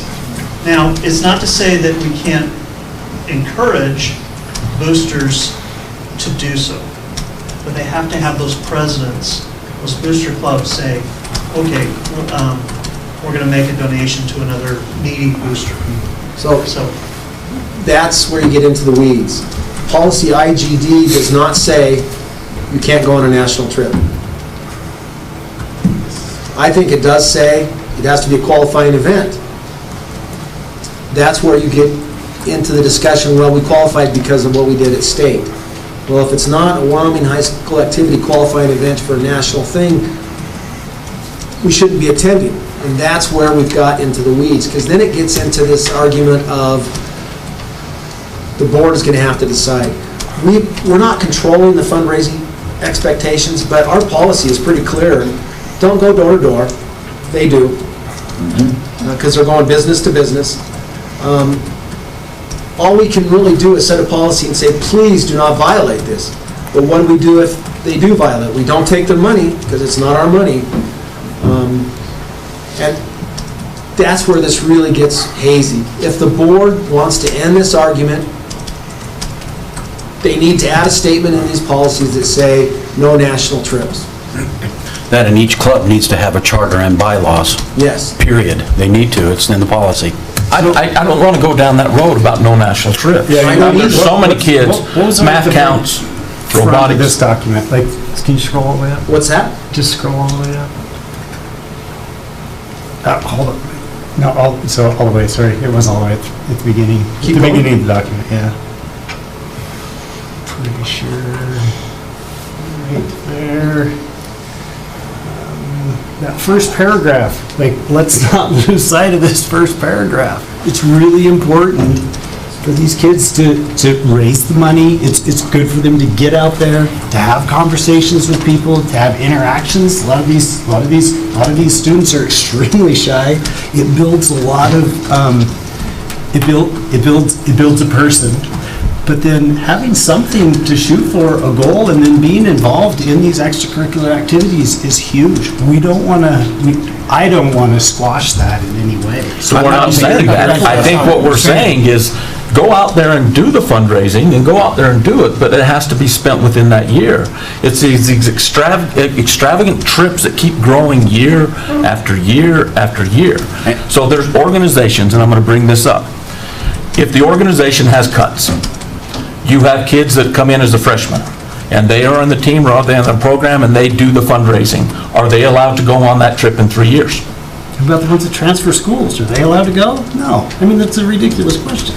Well, of course they're not, but they were involved with the fundraising. Yeah, that's a bummer. Yeah, That's exactly. part That's of the how bummer. things work, yeah. Yeah. Not everybody gets to go. Well, I think that the clubs need to understand what the rules are when they get into this as to what's allowed and what's not allowed. And believe me, what you're saying, I agree with. I think activities and, I mean, it's great. I didn't do that when I was in high school. I mean, I was DECA, but, went to Phoenix, Arizona, that was Still okay. important. But the thing is, though, is, and I understand it's important, but there's still lines that you can't cross, and in my opinion. That's what I see the challenge to this, is because we're all here because we support academics, we support athletics, we support all kind of activities. We want to do that, but there has to be some limit because it's almost unfair competition for some groups who take that on, that have the ability to do that. And I would say what we provide on a normal Wyoming high school activity is already pretty special, what we allow these kids.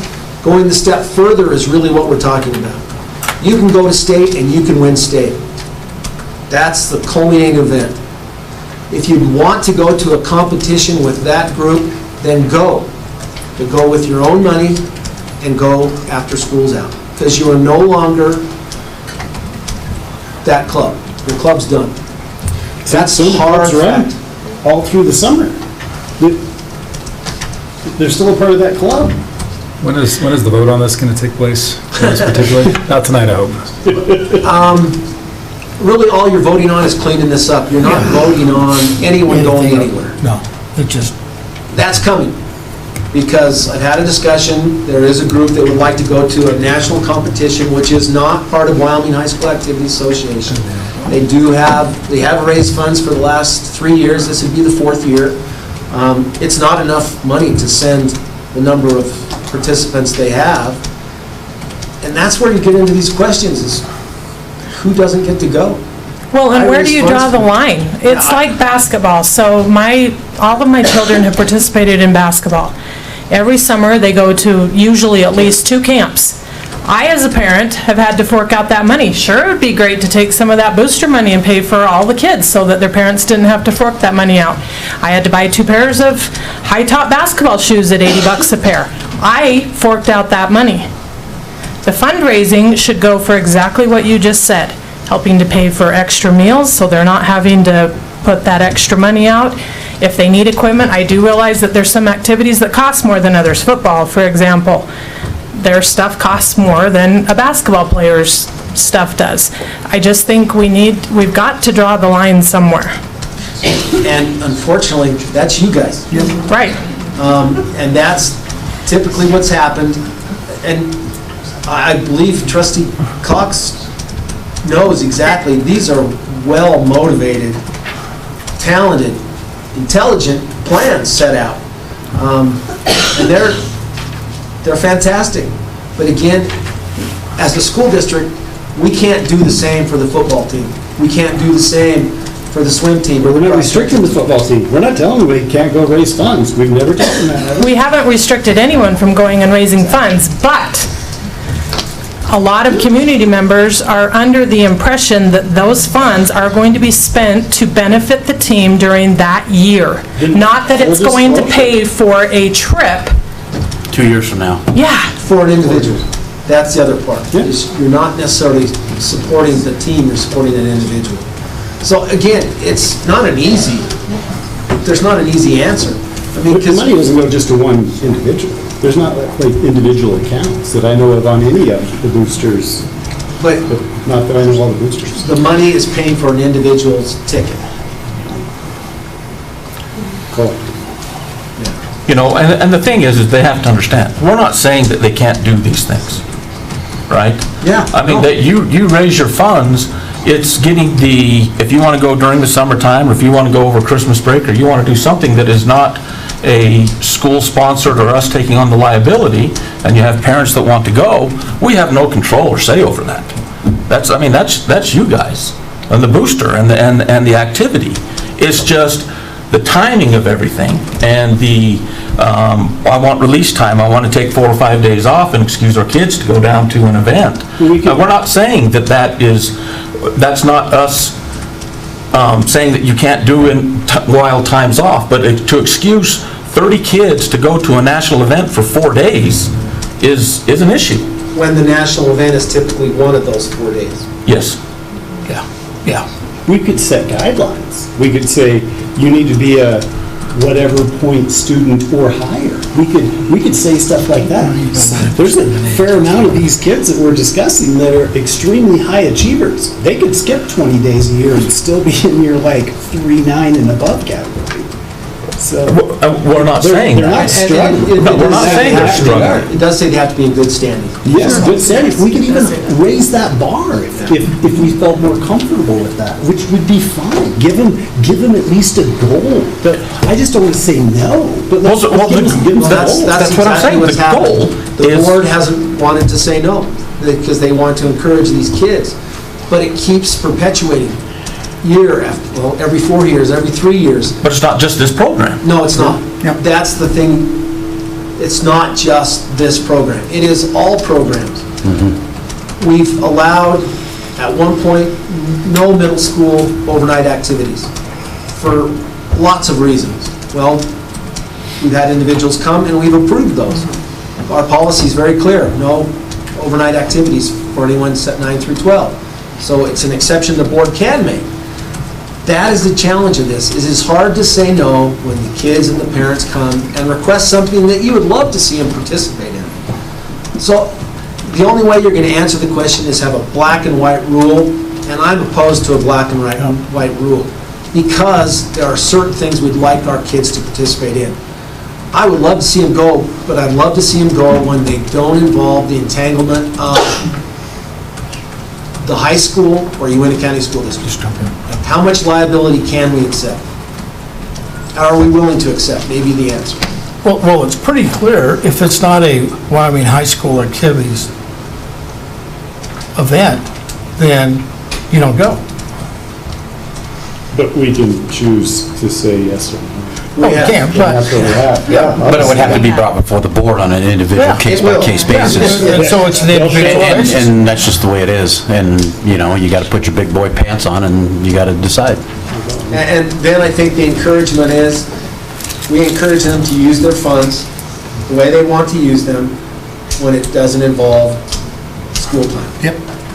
Then they're on their own, they can do whatever they want with their funds. And it's got to be a qualifying event. Moving forward, I think we need to emphasize you have to expend the funds in the year they're raised. And we need to put it in policy. Policy. Because right now, we're interpreting it that way, but it is not there. Not So clear. that's something that, if that's what we want to have the expectation, it needs to go in policy. So that would be policy IGDF. Because even that 5 is Yes. clouded by the idea of charitable purposes. That was never the intent of just charitable purposes. It was fundraising in general. But we do some great fundraisings for several really cool charitable events. But I've never known, student council does. Make-A-Wish, they've done that in the past. They don't carry those funds over. They Disperse them. donate them immediately. So I would, so based on what you just stated, I would recommend that maybe we clean that up a little bit, but I would recommend highly that we don't look at this a month from now, that we maybe adjourn the board, you know, in a week or two at noon on some specific day to approve or disapprove it, you know what I mean?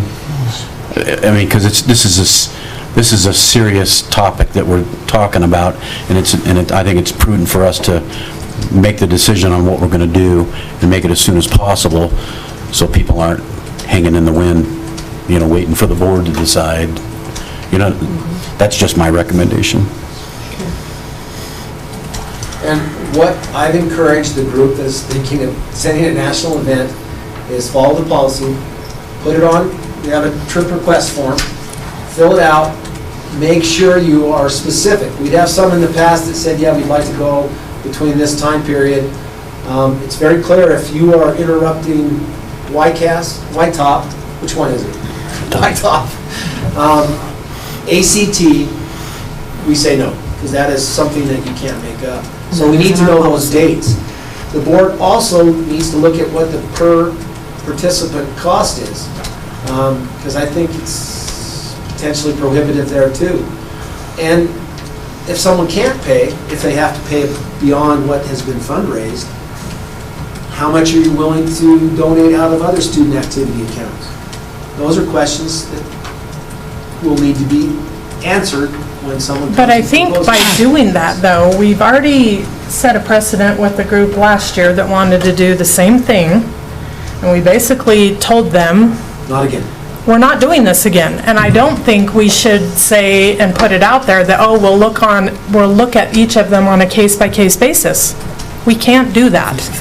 We can't favor one and then not allow someone else to do it. So either we let them all do it, So or we can't- don't do it at all. We can say that we have not approved any trips this year.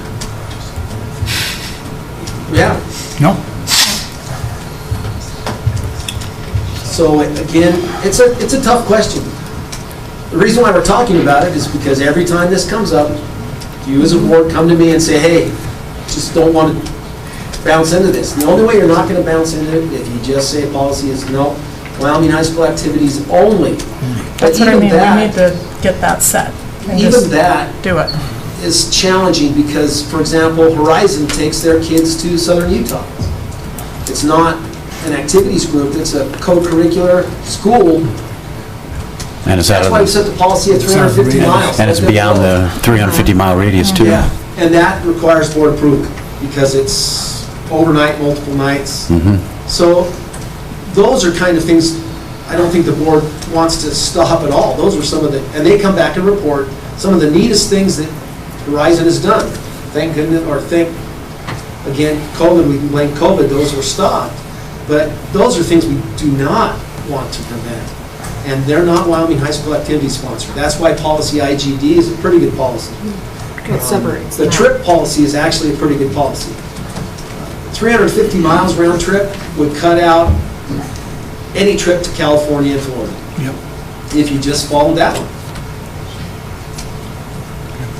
And The then, only way you can make an exception is come before the board. but gosh, we sure don't want to do something that's gonna, stop people from enrolling in these groups. They're not gonna have that, in 3 or 4 years, if I'm a part of this group and I work really hard, I get to partake in this, or I get to go to Florida for a national competition that's whatever the case may be, to Disneyland, as you had spoken of before. I think there was maybe drama at debate speech, somebody went to Disneyland once and acted or participated in, it wasn't just to go and ride rides. Do we want to have the kids pull back out of these activities? They're smart, believe it or not. They'll be like, oh, I don't get to go? But I don't think that that's going to be an issue. I don't either. I think if kids want to compete, they'll If you want to be a basketball compete. player and you want to be part of that team, then you're going to put your effort into that. If you want to play football, you don't need to be bribed with a trip at the end of the year. Those kids that want to participate are going to do it anyway, whether they've got a trip planned and if they don't, then that's their problem. Sorry, I don't. And again, you guys, the complexity of this, you can see. I mean, no one wants to tell our groups no. So tonight, we just need to approve these changes. Yeah. Yes. Again, if you go Or through- not. We can, Changes. if there's some that we need to discuss later. Yeah, the one that probably needs discussed is the one that deals with, that's the idea of the activities office, I think we just have to do. The activities office makes arrangements for hotel rooms, not Yeah. coaches and sponsors. This one, potentially controversial. For co-curricular activities, the expectation is if they want to go, they can go, but they pay. The students, participating students pay. So it's not a fundraising issue. So this would be, again, co-curricular, potentially, since it's not Wyoming High School activity, it's anything that's not a Wyoming High School activity event. So state drama is Wyoming High School activities. We pay, all that stuff, but anything outside of that where if they're outside 350 miles, you can say no. That's been one issue, is you can find similar training in Utah. You don't need to go to Disneyland to get that training. Again, they're different, but again, that's been the argument. All of that is really kind of up to the board. This does basically say if you want to go, kids are going to pay for it, which might be limiting to some kids. Exactly. But it's like we've talked about, the culminating event for most, if not all activities, is their state event. I mean, that's what most of your athletic teams are working towards the end of the year, is that state event. Unless there's a national qualifying event. Which is robotics. Well, that there's counts. very few, though. There are some, but there are very few. I think DECA and FBLA, maybe speech and debate. Do they qualify? Music. National. Yeah, there are. But those are competitions that you qualify for. But those are individuals, right? Yeah. Not teams. Not teams. And that's written in the policy pretty well. The idea, and we try to take care of that. You could emphasize that again. This policy does say if you can't attend, if you qualify and you can't pay, we've worked it out. I mean, we have funds available, but again, how many can you do that for? The removal of theory of action, that is not language we use anymore, so it just didn't make sense. So educational purposes are ends with that. Again, you can see there, that's the eligibility. All students traveling to these events must be students in good standing as identified by the principal or classroom teachers. There is emergency form completed, but you guys know, we have Jeff here, you can't sign away the liability of an 18-year-old or younger. You can't sign them away. We're still responsible for them. 3 was added in there because of the idea is, if you are, drama's the perfect example, if you are in the state drama team and you want to go to an event after state drama, it should be the state drama kids that go, not everyone in that class. That's right. And you might even not even been in the state drama team and then go. It's not, again, an example is anyone who tries out for the basketball team and is cut, they don't get to go to the state competition. Only those who make the team go to the state competition. And that's why that was put in there, is to clarify for our principals that only those that are participating go. Even that's a little cloudy for some groups. So I think the changes to these policies is, it's pretty much cut and dried the way that it is, and, we can vote on it and make a decision, and then continue the rest of the conversation. And it's coming. Yep, sure. And so That's okay, that's what we're here for. If we do want to modify the fundraiser policy, we can modify that too. Would you like me to bring some draft proposals next month? with Yes. the fundraising policy? Yes. Okay, I'll do that. Guidance on that one section, do you want to take out groups and just leave it at students, or do you want to take that change all the way out? Where is it? Where are you talking about? Right there. Right there. The cost of travel not responsible for the participating That would just be the burden of the student. Yeah, perfect. Just leave it like that. Okay. That's fine. It will be up for approval in the action items. Okay. Okay. Okay. Let's go ahead and move on, if everybody's all right with that. No, just We'll still talk. Okay, so let's go to policy administering medicines to students, JHCD. This is going to be much more straightforward. Looks like we, no, we have some people wanting to talk about that. And I have questions as well. For the meeting. We did come for that. Cheer for us. Madam Chair, members of the board, I'm going to talk very little other than to introduce Megan Kennedy. She's our school nurse at the high school, and then Tiffany Winley. She covers nursing at Evanston Middle School and Davis Middle School.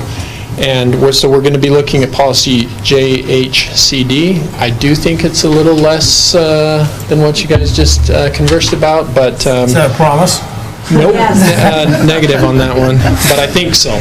So I'm going to turn the time over to Tiffany and Megan just to kind of talk to you very briefly about what we have had and the proposed changes, just as a discussion item.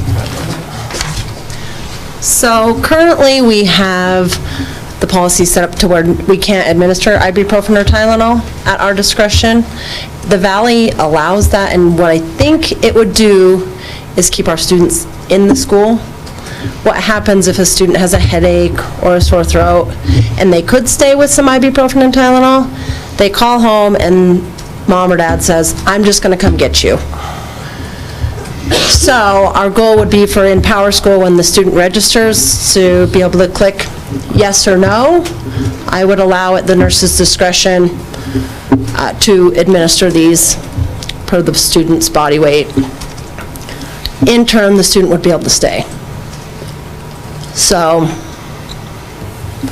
Is that done before school starts, or, I mean, is it throughout the being day. done right now, or? Oh. A call for parent permission, I don't know that And they they go have to back go- and register. Then they have to go online and. Sorry. Yeah, or we could call for parent permission every time, And then if you- we have it available. And then you it's- record. Yes, I talked to absolutely. John, you know, blah, blah, Yeah, blah. parent was okay with us giving Okay, such and such. But currently, we can't. understand. This, And then a this lot of right kids here are would going allow home. it. Yeah. Yes. We'd like to be able to give Tylenol, ibuprofen, Benadryl in case of an allergic reaction, maybe some cough drops. Tums. So is it going to be clearly defined what medications you're going to be Just allowed really to? those Okay, so few. that 5. Isn't it in there? It doesn't specifically say in the policy, I don't think. I mean, is that something that we should have in our policy? Oh, 100%, yes. We would fine tune it to the ibuprofen, Tylenol, Benadryl, Tums, and cough drops.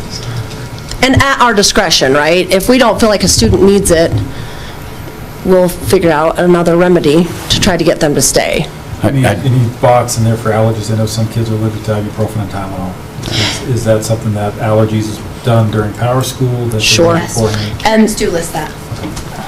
I just have one question. Mr. Phillips says, you know, does this seem like a prudent thing to allow? I think it's From a legal probably- point of view? I think we're probably okay. I did read, the State Board of Nursing puts out alternative, like, what to do with, as a nurse in alternative settings. It says it's okay in a school as long as it's provided by the board, and the board policy says it's okay.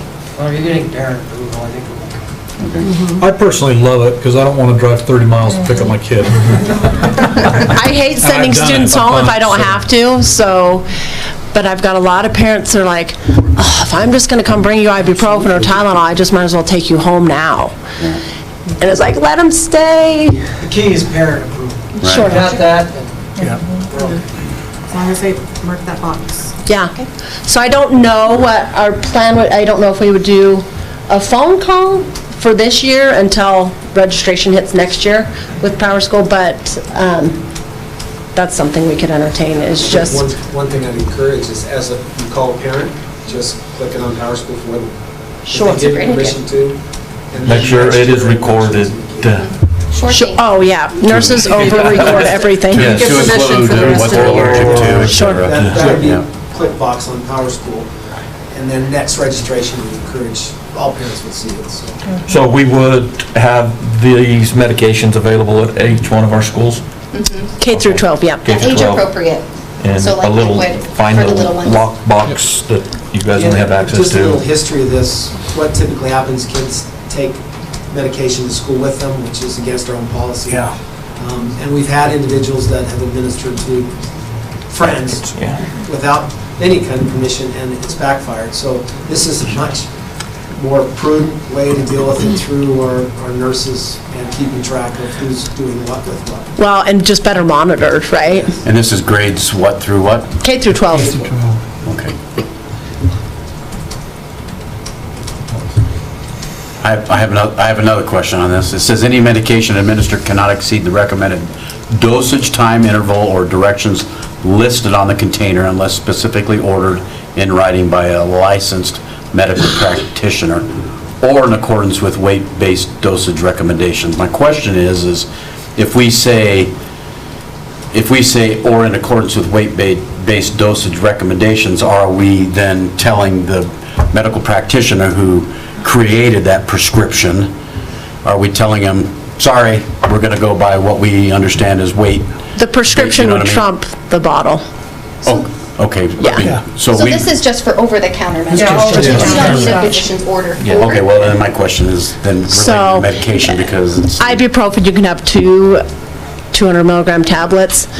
if a physician wants them to have 600 or 800 milligrams, we would need a physician's note. We can't go beyond what the bottle, what the over-the-counter bottle says. Right. So, which usually 2 will suffice to at least take it from a 10. Thank you. Thank you. Thanks. See, we were easier. You guys can stick around if you want. Sure thing. Say run out the door. I'm fast. Okay, our next item for discussion is our Coalition of Wyoming Schools. Madam Chair, members of the board, as you're aware, we joined the coalition last month, so we are brand new, what you want to call it, part of the coalition. Since then, Wyoming Education Association, the WEA, actually filed suit against the state, fundamentally because of the funding model. More typically because they have not provided the external cost adjustments that the model provides. And if you remember, that is truly the function, that is the reason why we joined the coalition, is we want to be on that side, is you need to fund the external cost adjustments, especially in a year like this year. No cost of adjustments for salaries in the highest year of inflation, very short-sighted. It hurt us, and we need to stop. Moving forward, the coalition has been great. They have not asked us for any payment because the coalition itself has to decide if they're going to join with WEA or if they're going to file a suit on their own, or if they're going to let school districts independently join those suits, or do nothing. Those are the options. As a member of the coalition, we even told you that before, is the board will have to decide any of that strategy. For example, if they want to join in the lawsuit, you guys would have to approve that before it occurred. If they don't want to join in the lawsuit, you may not have to do anything, but if you wanted to pursue joining with the WA, you could. Again, there's a lot of history involved in this that I'm pretty sure this discussion will continue on. The more I learn about the WA lawsuit, what the coalition will do, what the superintendent organization will do, which the Wyoming School Board organization will do, which we're also a part of. All of these will be questions that will come to you and you'll have to make a decision. Do we join with these organizations in suit of the state? Or do we stand alone, or do we not get involved? So if we join the WEA, who is going to have the voice? Is it our attorneys that are with the coalition, or is it going to be the WEA? Who's going to take the lead on If we it? join through the coalition, it'd be the coalition attorneys. If we join on our own, it would be our attorneys. Just like the Campbell lawsuits, we had a seat at the table when we joined with Sweetwater 1, 2, and Campbell County. Is that right, Jeff? That's right. And note that the University of Wyoming has requested $57 million from the legislature for teacher raises. And I think that's, you know, if they approve that, I'm going to have some words with our legislature. I don't think that's appropriate. Be careful. Especially, that's my opinion, especially when our teachers in the school district and other school district deserve something as well. That is one of the controversial things that have been done to the educational accounts, is they've siphoned some off when there was excess and given it to post-secondary education. Those funds were never intended for anything but K-12. And they've been siphoned off and used, and now they're asking for more.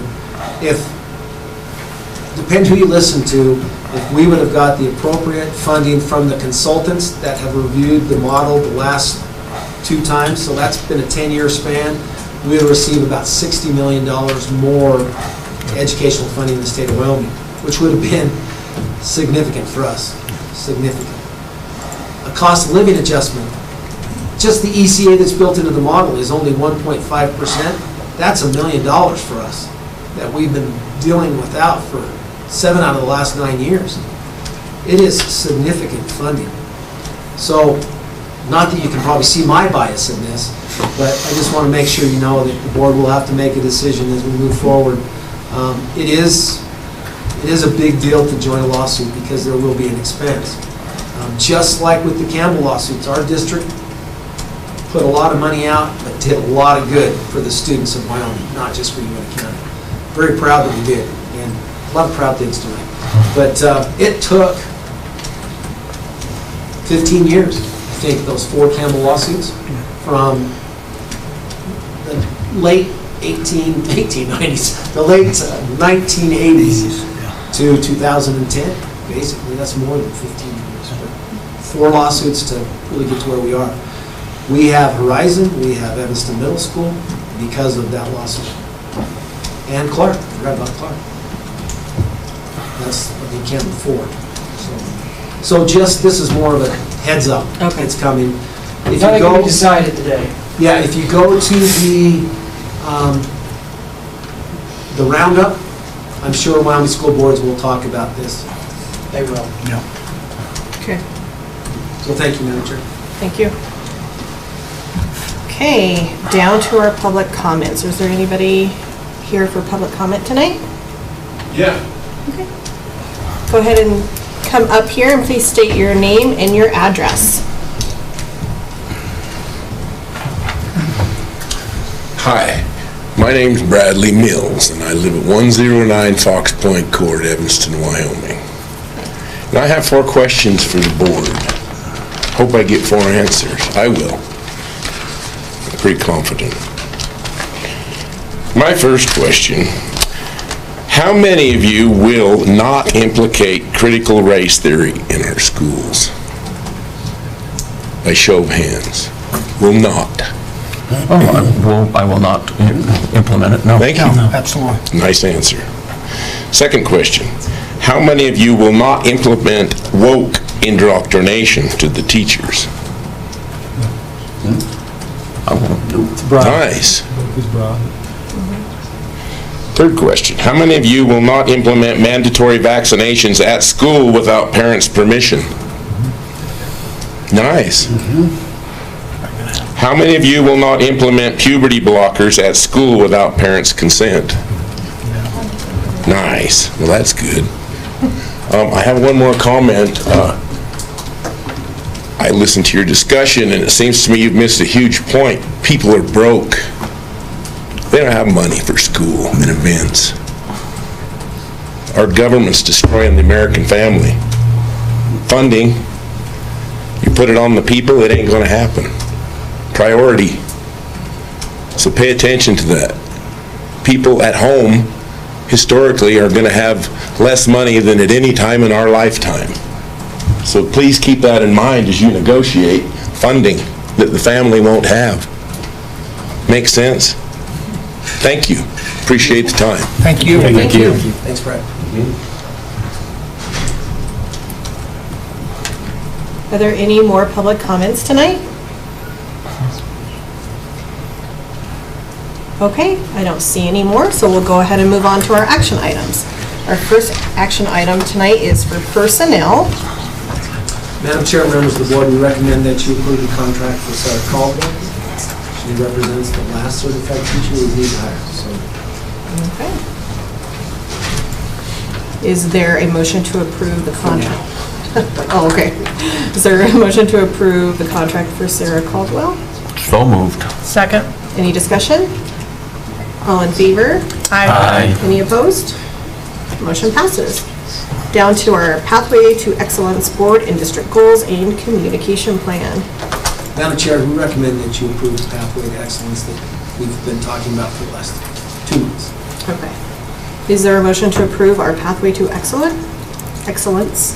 So moved. Second. Any discussion? All in favor? Aye. Any opposed? Okay, motion passes.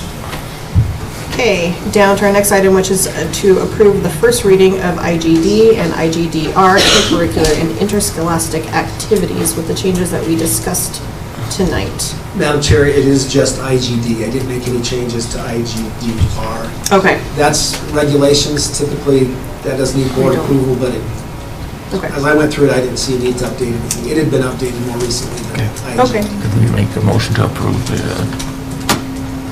agenda? Or can we do it with just him verbally saying it? Do we need to make a motion to approve the agenda item? I would just make a motion to approve IGB. Okay. Okay. All right. Yeah, we just don't have to include Okay. All right. the regulation. So is there a motion regarding this policy? So moved. Second. Discussion? All in favor? Aye. Any opposed? Okay, motion passes. Down to approve, on first reading, the JHCD administering medications to students.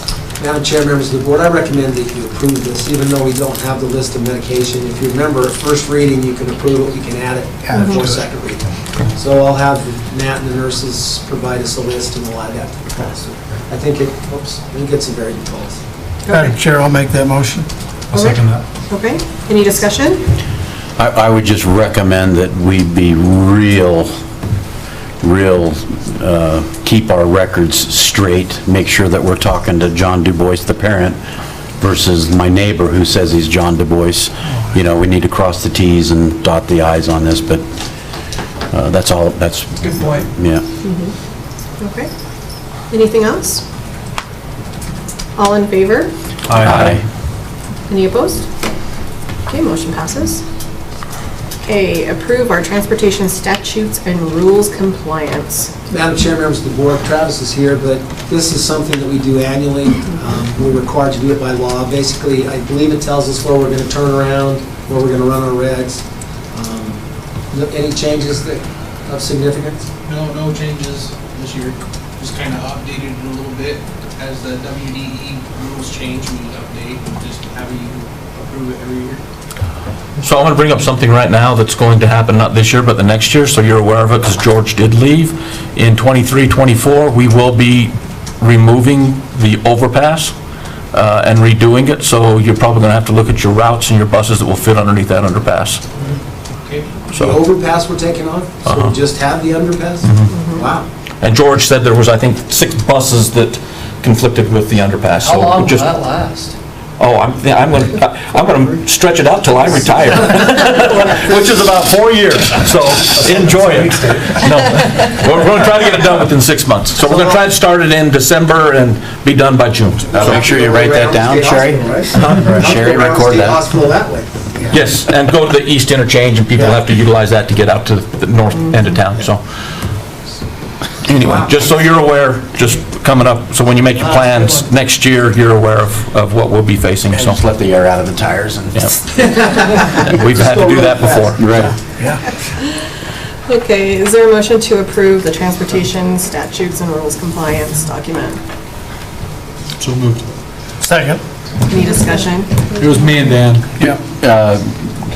I just have one question. At the very end, it says this space is needed for separate buses, but some of these locations include Aspen Force Cinemas, et cetera. Do we get permission from those annually or on a case-by-case basis to do that for emergency drills, et cetera? Yeah. I'm just asking. Annually, we get permission. Okay. Okay, any other questions? Okay, all in favor? Aye. Any opposed? Okay, motion passes.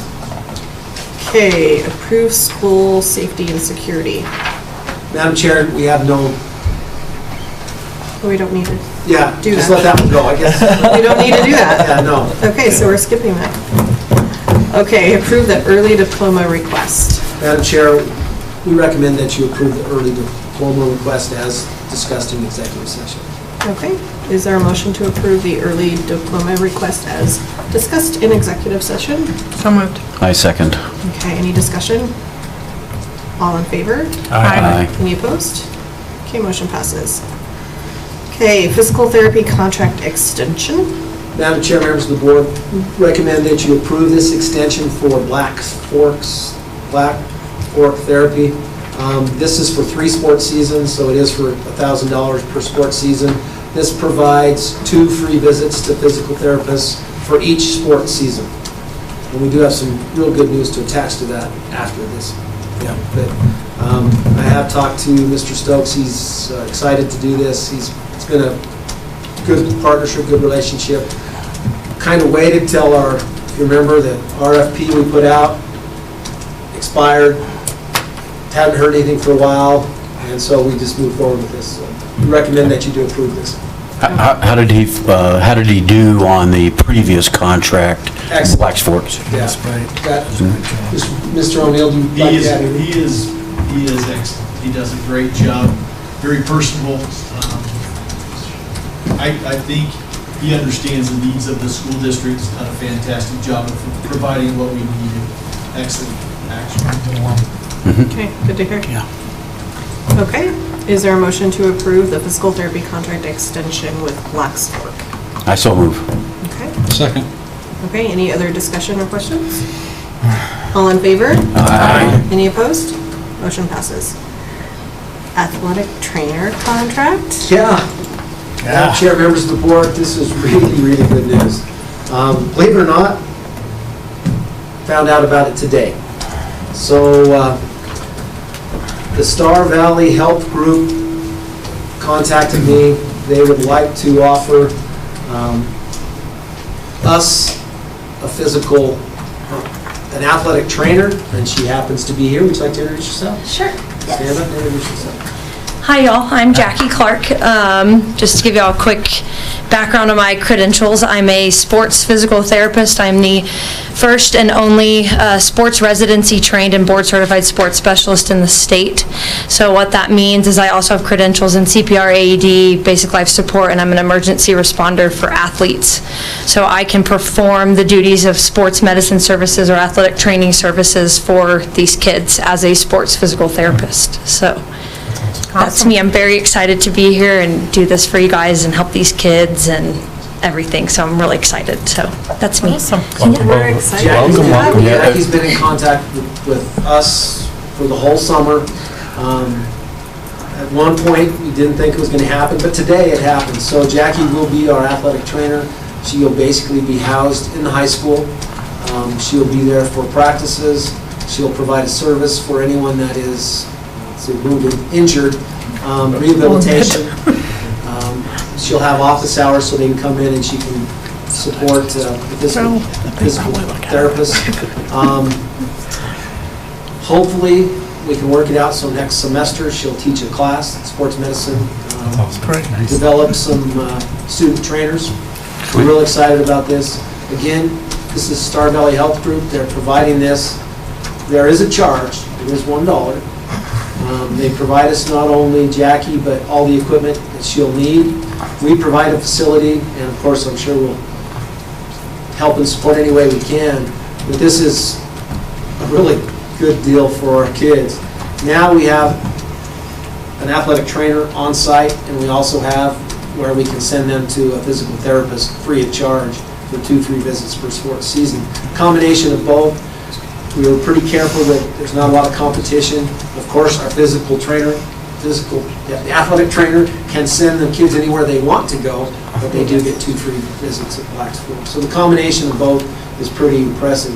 I have sent this contract to Mr. Phillips. Haven't heard back yet. What? What? What? What? It don't matter. What? Just approve it. Let me finish. There are a couple mistakes in it that I've already highlighted. The name Phillips, maybe? This contract's not from Mr. Phillips. This came from the Star Valley Health Group. But they're small things, like LCSD number 2 instead of UCSD number 1. Oh, okay. So those are the kind of changes. What I would like to do is approve this tonight and allow Mr. Phillips to review the contract, and then we'll have it signed by the chairman and myself when it's fixed. But this is, I would say we got everything we asked for in the RFP, and if you remember the RFP, it is a lot for our kids. This is a neat opportunity. The way they wrote this contract, they can extend it as many times as they want for $1 and we'll be willing to pay. And so, unique opportunity for us and our kids. So, Well, and being able to have a class too. Yeah. So not just having the athletic trainer, being able to have a class, this is fantastic. I have a question. Did you start today? Kind of.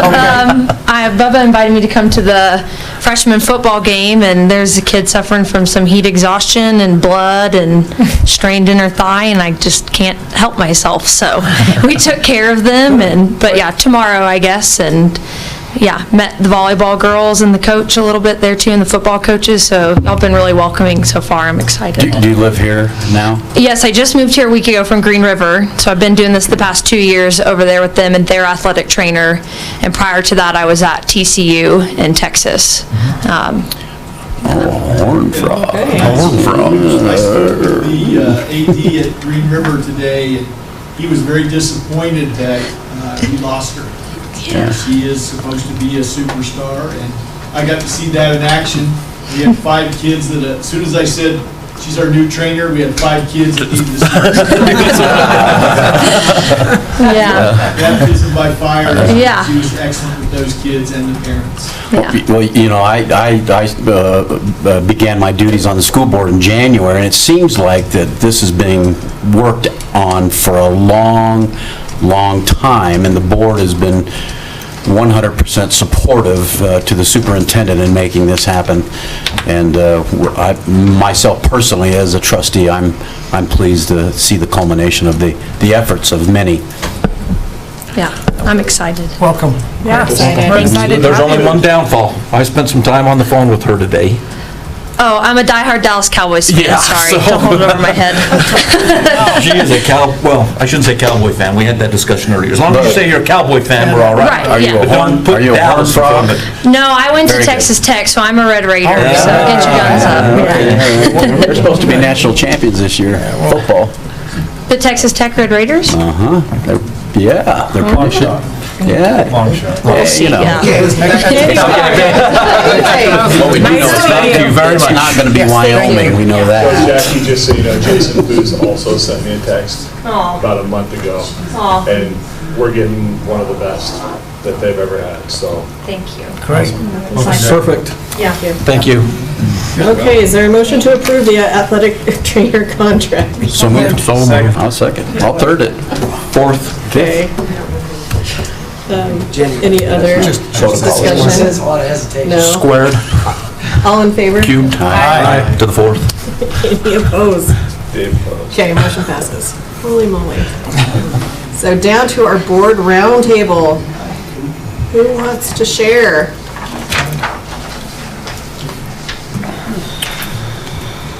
And I don't know if this is the place to bring it up, but as we get to the final stages of our project out there are some things that still need to be brought up and discussed a little bit, and some change orders that need to be discussed. I don't know, and I'm going to bring it before the board. Do we need to have a look at what is there before we make a final payment and approve it? We'll do that for you. That's our job. Or more importantly, that's Jared's job. So he needs to make that report to you. But if you have specific things that you want to see done, make sure we know. That's what I'm saying, and before we make that final payment, for him to report to us, that's what I would like to see. Yes. Before we make that final acceptance of that project. Yeah. I don't want anybody stepping away from this thing thinking that it's 100% done when we still have a few things hanging out there. That has So- to happen. I agree. So that has to happen through the board at that point. Just by You present to us. contract, just so you guys know, we'll do a final walkthrough kind of everything, but then they basically have 45 days. And so we won't make that final payment until even past that 45 days. And so if there are some concerns that you have, Mr. Peterson, please let me know. There were a lot of things taken care of last week in regards to the field. We had some 6 low spots that I made them cut the carpet and refill and recompact and do some things. And so if there are some other areas that you have concerns on, please let me know so we can I guess the only definitely the address things those. out there is some of the change orders that might be floating around, the give and take that we've had to deal with. That's the thing that I just want to make sure we're getting what we're paying for and we're not being taken advantage of by. There are still some significant discussions to be had, yes. Okay. That's what I just, and like I said, I don't necessarily need to be involved with it, just that as long as we know that there's some things out there that need to be resolved, and there's the one huge one out there that I still, it stings me quite a bit, and it's cost us a lot of money, and it saved them a lot of money. So to kind of help ease that, I had them remove some asphalt which was that little section where we kind of had that entrance there. I don't know if you've been up there lately. And that little section, which was just shy of maybe 1,400 square feet of sidewalk, was $7,000. So now go back and put your pencil to what asphalt should have been removed, and the number that they gave us of $80,000 to remove it is significantly higher. What's nice now is I have that number, and I can, if needed, be able to use that number and say, okay, this is the number you gave me, so I should see this credit. Yeah, there was alternatives rather than just leave that in there. There was other options, and they chose not to even approach those options, so. But because now I have it in writing, it makes it a lot easier to be able to go back and negotiate and say, okay, now I know what you charged me for this. My credit should be some things in this regard. Not only the asphalt, but the interior of that entire field, they saved half a foot or more of material that should have been removed, so. Yeah. Okay. So. With the parking lot, how close we at to getting that cleaned up and it's gonna be ready to go for homecoming game, the jock lot? So after next week, most of that's going to be cleaned up. We will have that cleaned up for homecoming game, the first game. The jock lot will be cleaned up. The back of the high school will still have construction bins and stuff like that. So behind the high school, because that's the water project. Now, do we have access to our ADA stuff up there, or is that going to interfere with our ADA parking on the upper end? You should be okay. You should be okay. Your ADA stalls are not covered with construction debris or anything, so, okay. No. So. And there should be additional ADA in the jock lot. Okay. And now they can access because of that ramp from that side too. Yeah. Sort of. Our official ADA is still up on top. Because of that grade a little bit, we aren't officially at ADA. There's a little grade break that halfway went down the ramp that was not intended. Yeah. But I still think I can get one in there. You better hurry. No, I mean, it's not going to be a big deal. I mean, seriously, so I think I think I can lay it out and get it in there, so. Okay, yeah, because I know they're getting ready to pour that next section down, I think tomorrow. Yeah. And so wherever we've got to go. It's something we could do internally. Okay. It's not that big of a deal. Perfect. That'll be good. But we are really close. So that other side hill is really, really close to ADA. I can't claim it ADA because if somebody actually right now put a level on it, it wouldn't pass. But it is really close. It is so close. It is like we're right there. So, but if any other board member has any other, just to kind of give you a kind of an update, we did do that walkthrough. There were some issues that were, naturally that we saw, that we brought up. They did rectify those. What they have left to do right now is put together the soccer goal posts. They need to put up the posts for the netting, show us how to take those down, do the proper procedures for all of that. Jed needs to come out and do some training with us on the equipment itself. There's 2 pieces of field equipment that we need to have some training on. And then we're waiting on the mesh, which is the fencing, which will go on the east side, right along the visitor bleachers there. That needs to come in as well as the rolling gates. Once that's done, then field turf is pretty much completed. What about the grading behind our retaining blocks? That is almost done. They were working on, they've got the one done on the south side, and they're working on the north side. Today they were putting in the sand in the jumping pit on the inside of the field. We've done a change order. I didn't like their price, and so I've actually contracted Norris to put the cement in on the larger jumping pit. And as soon as that's done, then they'll put the sand in on that side. So, they did not. They're going to pour that tomorrow.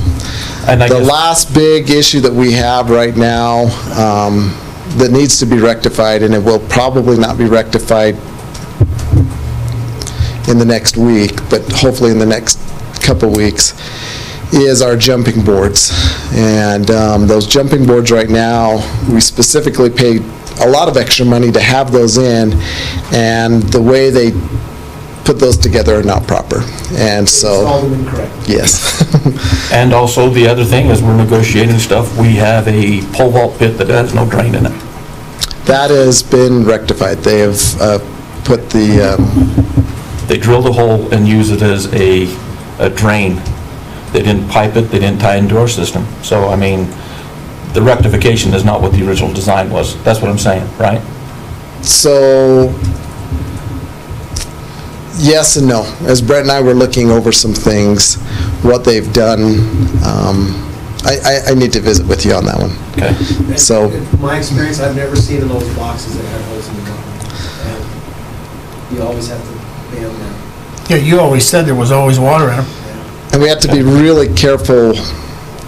If you put actually the 1-inch plug there, it becomes actually a safety issue for the pole vaulters themselves. And so what Field Turf has done is what they've done in all of the rest of their boxes and put a 1/2 inch. They drilled in the side a 1/2 inch where, and that goes into that leach field, which was right underneath the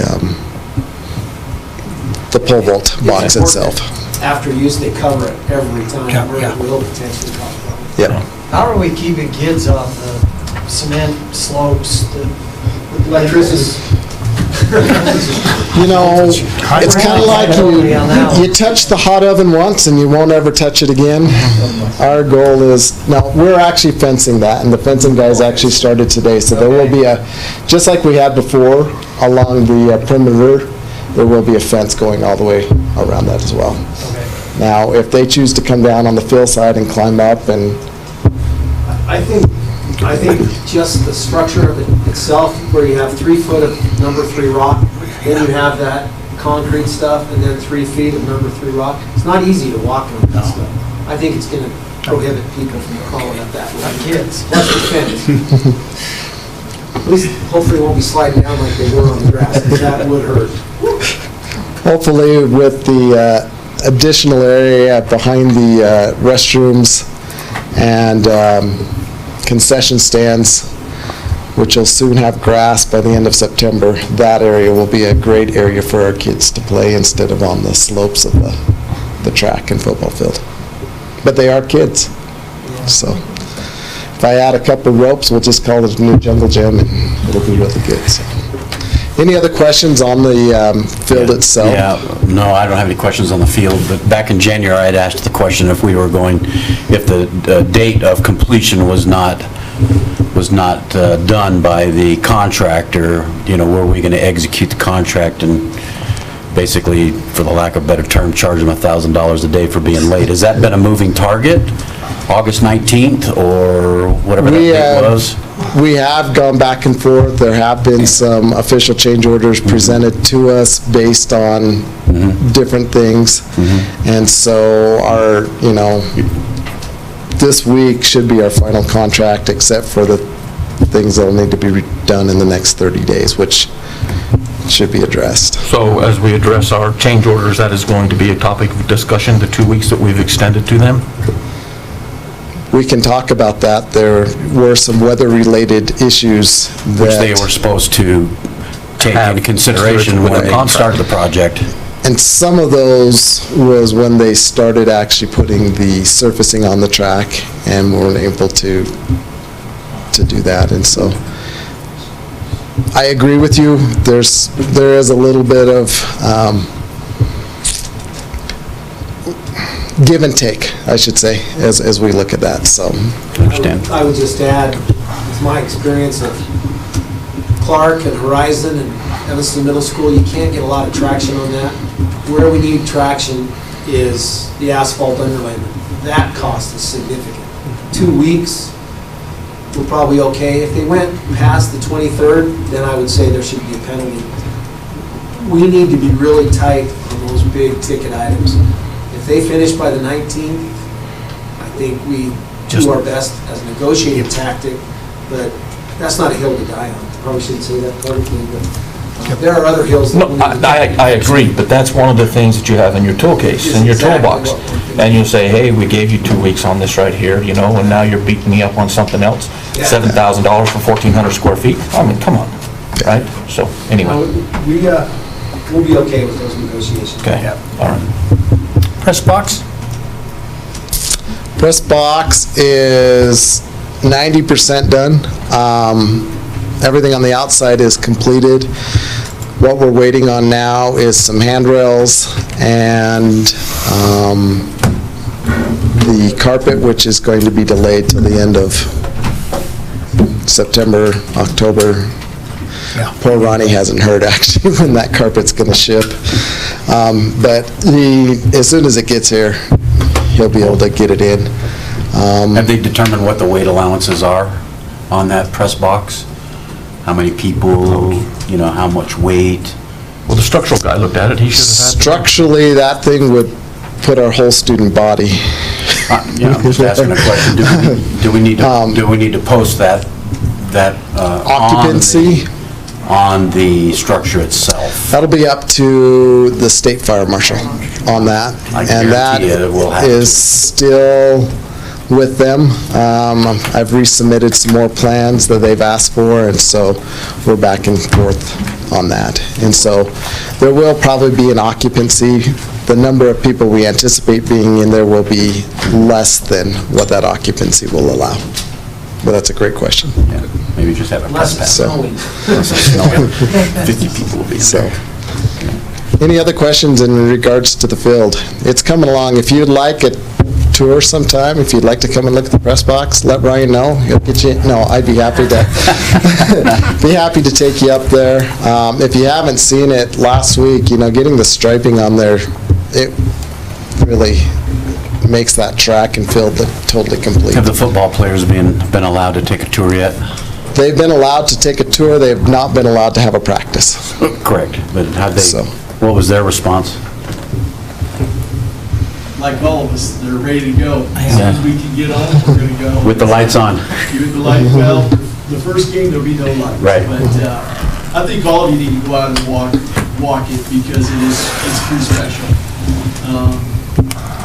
What you guys allowed us to do is going to be a positive for our community for a long time. That field, when you walk on it, it is soft. The track, when you walk on it, is very soft. It is state-of-the-art, every aspect of it. So you need to go walk it and see what you did. Did you get that gentleman's name that walked up and asked you with the cane? Remember you told that story? Did you get that gentleman's name and maybe take him on a personal tour or something? I didn't. I'll tell you this, there are people up and down that back street constantly. I think they want to go out there, but this is what I hear. It's under construction, so nobody wants to walk out. I would encourage you to walk out there and walk on it. But I would encourage any of our community members to do that right now. Need a hard hat? Go run a 40 and see if your high school friend comes down. Let me see if I can make 40. No, the question is, do you need a hard hat? No. At this point, you don't need a hard hat there at all. But yeah, please go out and take it. Not a hard hat. He's got a hard hat.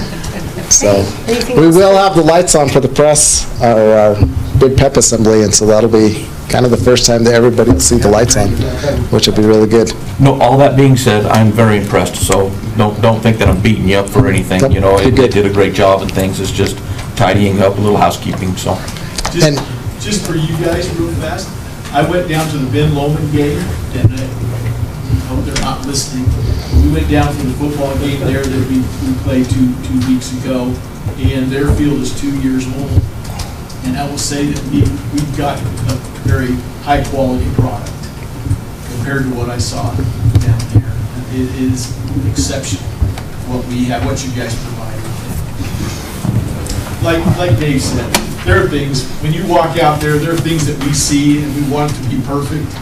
It's never going to be perfect, but it's pretty darn good. And I think everybody's jumping at the bit. And after September 23rd, so everyone knows, so I don't get these questions, we're going to play every single football game, middle school through all of our high school, on that field. So every kid, 7, 12, will get an opportunity to play on that field this year. So I don't get asked that question. And I also want to say, I know this is about the stadium, but we also have starting blocks, new starting blocks that will be coming in for our swim program. So there's a lot of big things that have happened over this short period of time. So a lot of stuff for Jared to take care of. I just get to walk around and make mental notes about what I don't like, but there's not many of those. It's a pretty special thing. So I know we all want to go home. I have to tell you a quick story. I was talking to the field layers, so the carpet layers, last week. And Skyline High School just put a brand new synthetic surface on top of their football field this summer, 2 months ago. Last week, the guys had to be back at Skyline High School because their 4-inch main water line, which went right across their field, exploded. So they had to cut their carpet all the way across, trench down more than 4 feet, and pull up everything there, and then work on recompacting. So thank you for the additional funds, which allowed us to take our main water line out of that football field and put it on the outside. That's exactly why we wanted to do it. They didn't think they'd ever have that issue, and 2 weeks after having a brand new field, had to tear up a lot of it.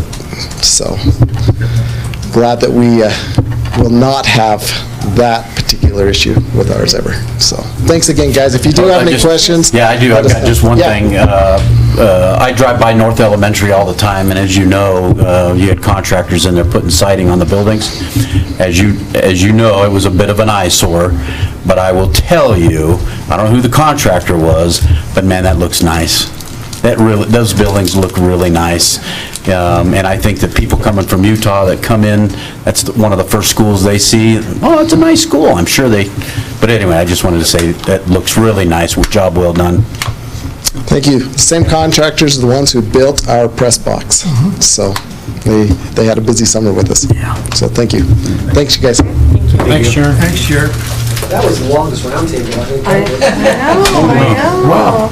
So I'll Look what you started. I know, so. I'll entertain a motion to adjourn. So moved. Second. All in favor? Aye. Okay. Thanks, we're done. Cassie. Thank you. We're gonna drag this out on you for the next lunch. Life is gonna be hell. We're gonna make it as miserable as we possibly can on you. You did not submit your name, so guess what? I did not. You did not. I did what? What's your name? I don't think John.